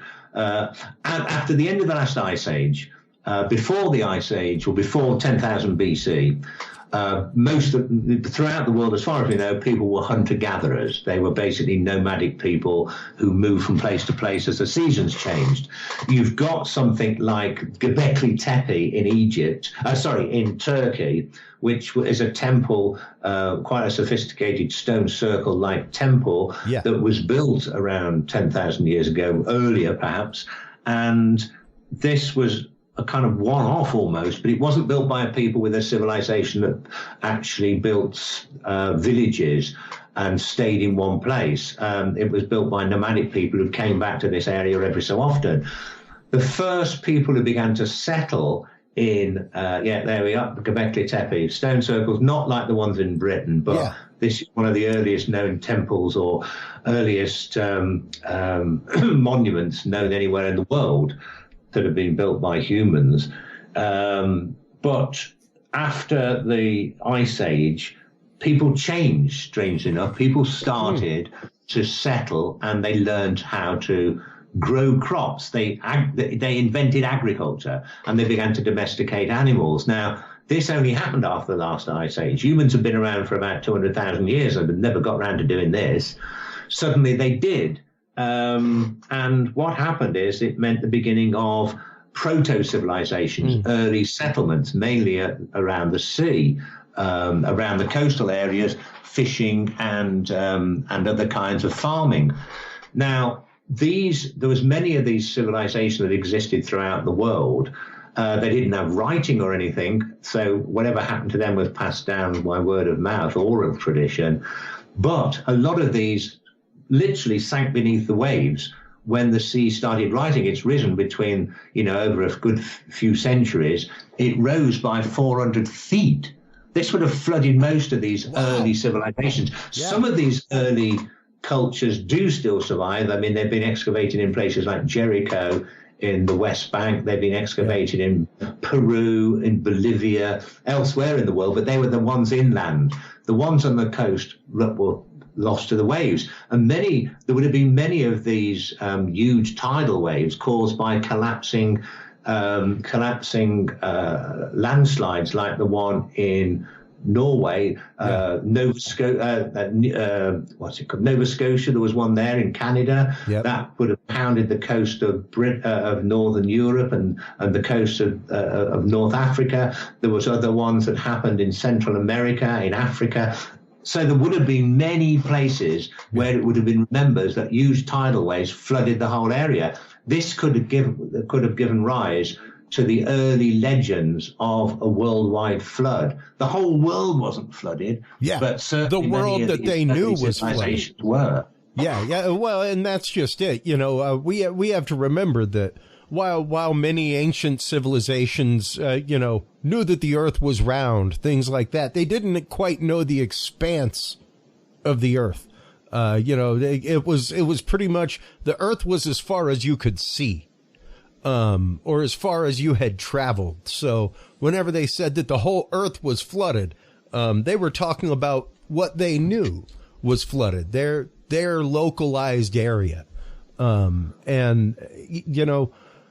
We know that ancient, through bog bodies, things like that, and other things, that ancient cultures, especially in Ireland, had connection to cultures in the Pyrenees, things like that. Are there anything that show the connection or trade routes of these earlier civilizations to places beyond? Yeah, what I find fascinating is that the Bible tells us the whole world was flooded.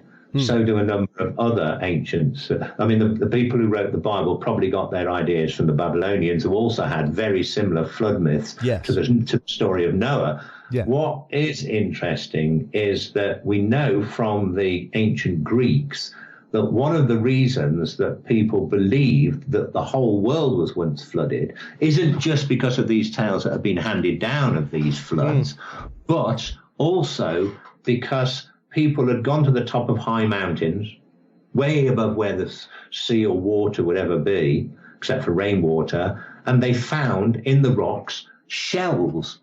They were fossilized shells, and they'd been actually formed into the rock when that was sea level, and then pressures that take place over the years, geological pressures push up mountains, and that's how shells that are millions of years old end up at the top of mountains. They didn't know this and thought that at one point the sea must have been higher than the top of these very high mountains. So it comes down to fossils as the first person to actually realize that this wasn't the case. And there must be some other reason, was Leonardo da Vinci in the 1400s, in the late 1400s. He went up hills and he said he sees these shells here, and he thinks that this is why people thought in biblical times that there'd been a flood throughout the world. But he said these kind of shells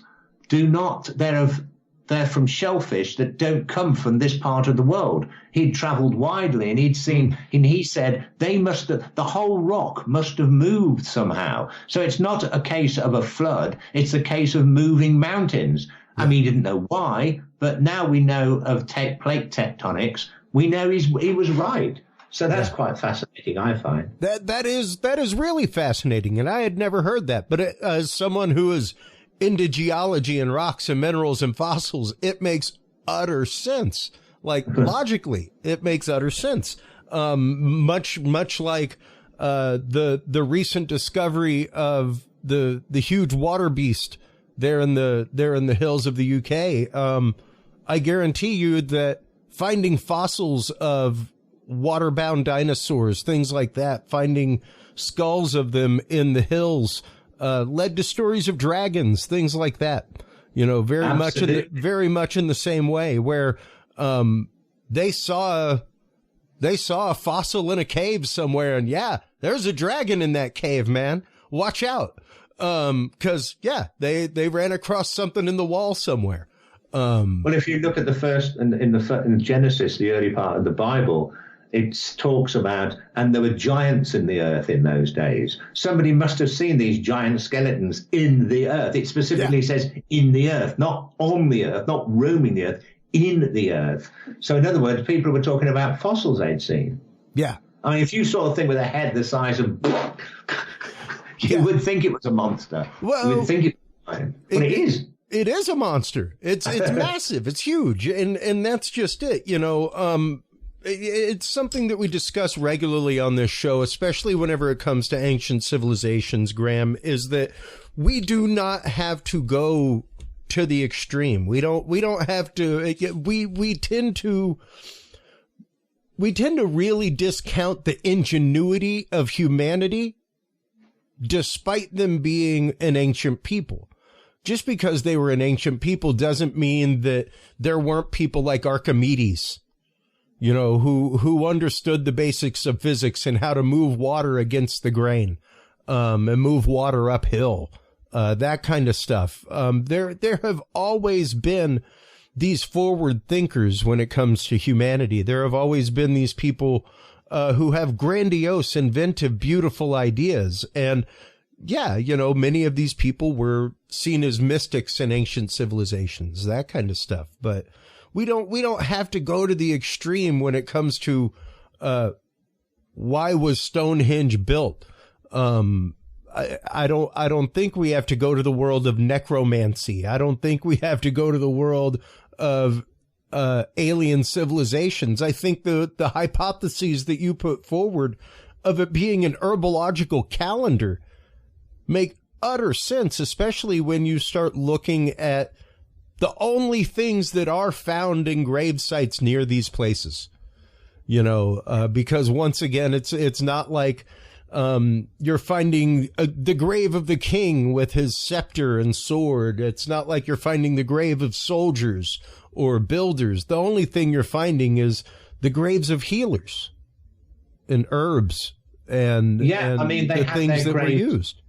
The healers, or the druids, as the Celts had called them, or at least the Romans and the Greeks referred to them as, were buried right next. They were the only people who were buried next to stone circles in what they call box tombs, a kind of stone chamber covered with a mound, about 18 feet long. The chamber was, and about 6 feet wide and about 6 feet tall. Two chambers. In one of the chambers, they'd bury the dead. In the other chambers, they'd put items that they were used in daily life, such as these pots containing medicinal substances, saws, which show that they were doing amputations, and other implements, knives and that, which were being used for some kinds of surgery. Now, going back to before the Celts arrived, the megalithic people, the only people they buried near stone circles, were also buried in these exactly the same box tombs. And it shows that they were buried in the same way, which is archaeological evidence to suggest that when these people told the Romans that the Druids had been here before us,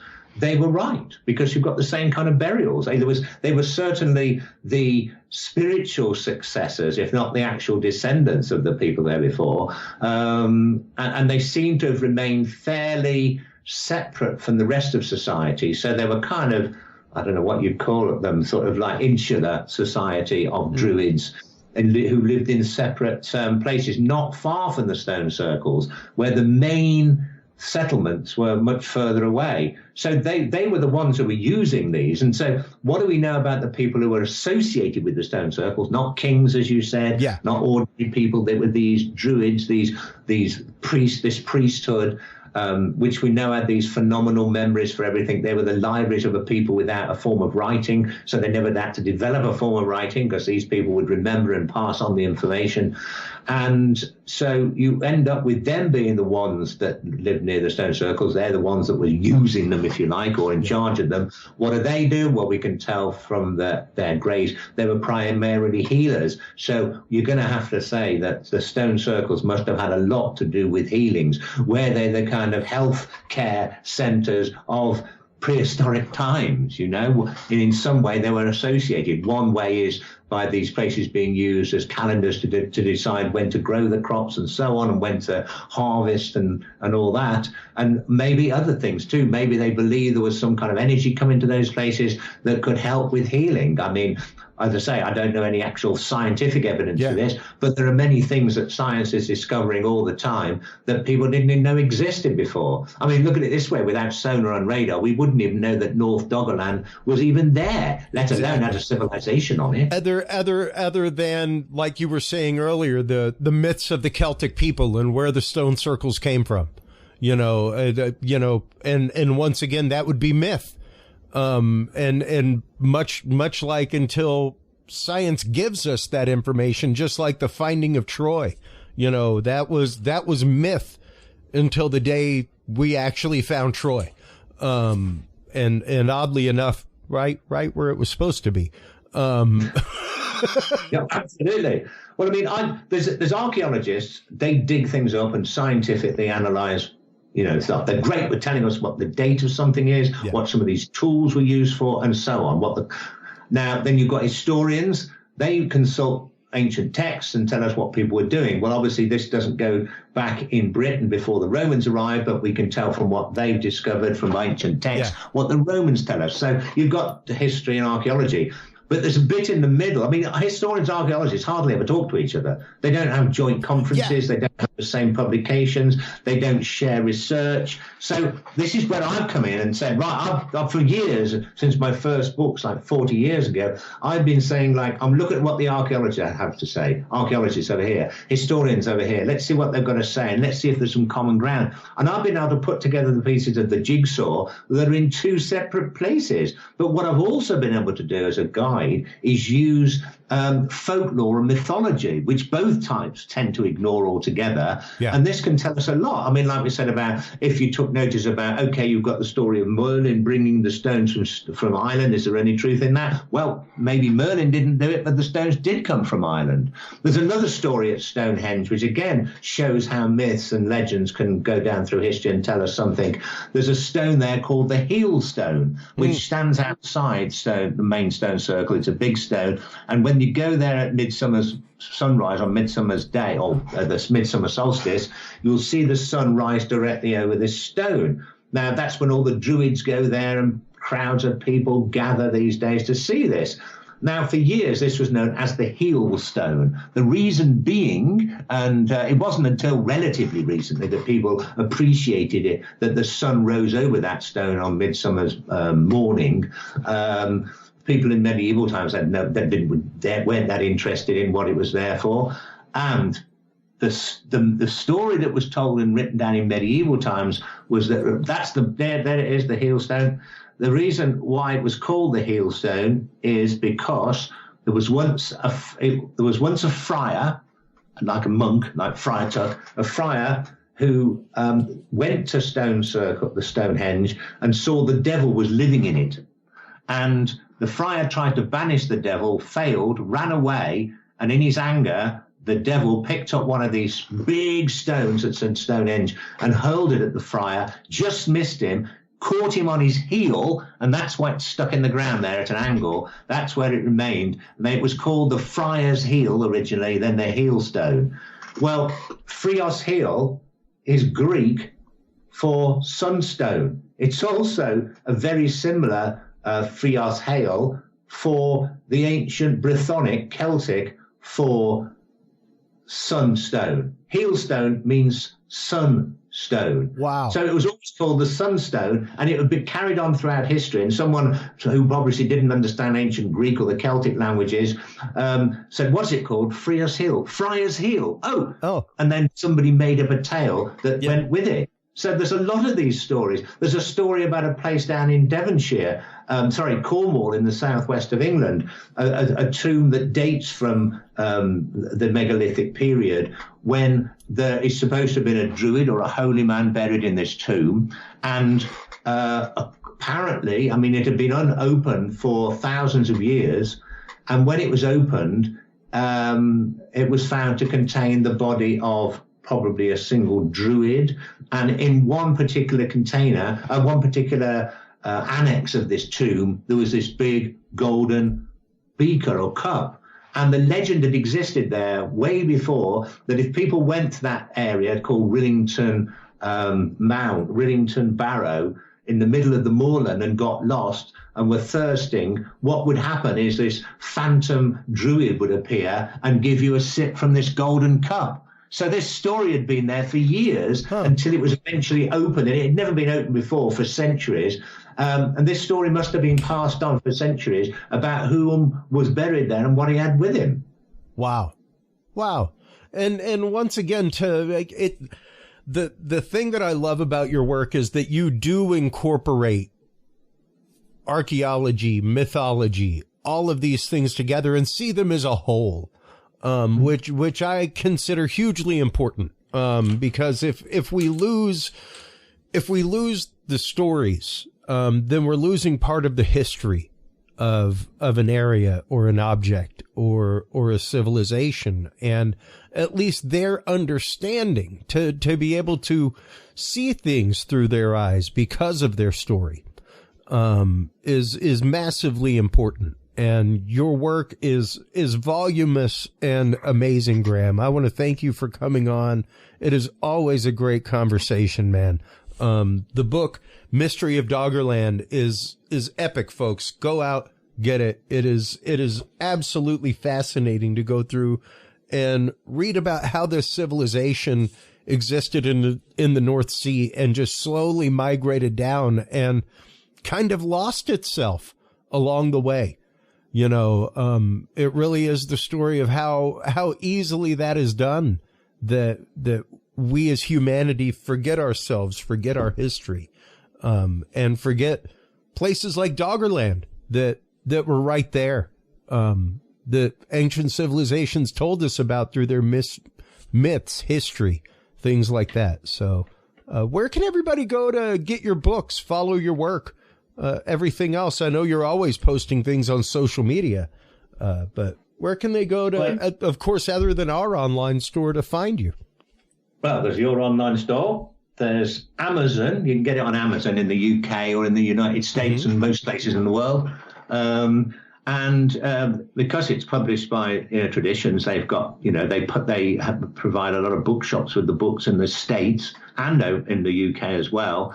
And but if you go to my website, grahamphillips.net, there it is, grahamphillips.net. On the front page, you will see all the books that most of the books I've published. All you need to do is click on one of them, and you'll then get pages of all about it. I just click on one of them. Try that one.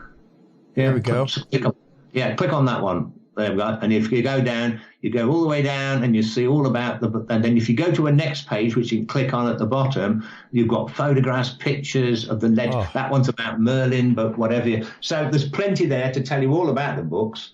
And that's grahamphillips.net. And on the front page, you'll see the links to my Facebook and YouTube channel. There you go. There they all are. YouTube channel, Facebook, IMDb, which has got all my TV appearances, which I do quite a lot of. And there we go. That's my YouTube channel. It's something anyway. Whatever it is. Oh, Facebook. That's your Facebook. That's your Facebook. There I am, looking slightly younger than I do now. I was most impressed the other day. I'm trying to remember which show it was that I was watching. I've always got like one of the, unidentified, all kinds of shows going on just in the background as I'm working on my computer in the living room. And I was watching something about the Holy Grail, and I forget which show it was. And I've done quite a few on that. Oh, absolutely, absolutely. But as my wife walked into the kitchen, she heard your voice, and she was like, "Oh, is that Graham Phillips?" I was like, "Yeah, all right." Awesome. So yeah, you can be found on as a talking head on all kinds of shows. Once again, the latest one on the grade I did is something that was on the show that Lawrence Fishburne presented. Yes.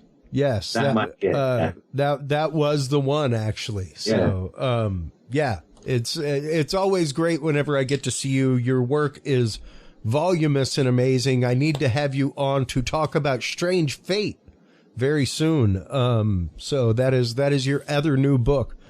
You are always working, always doing great stuff. Thank you so much for your time, Graham. I appreciate it.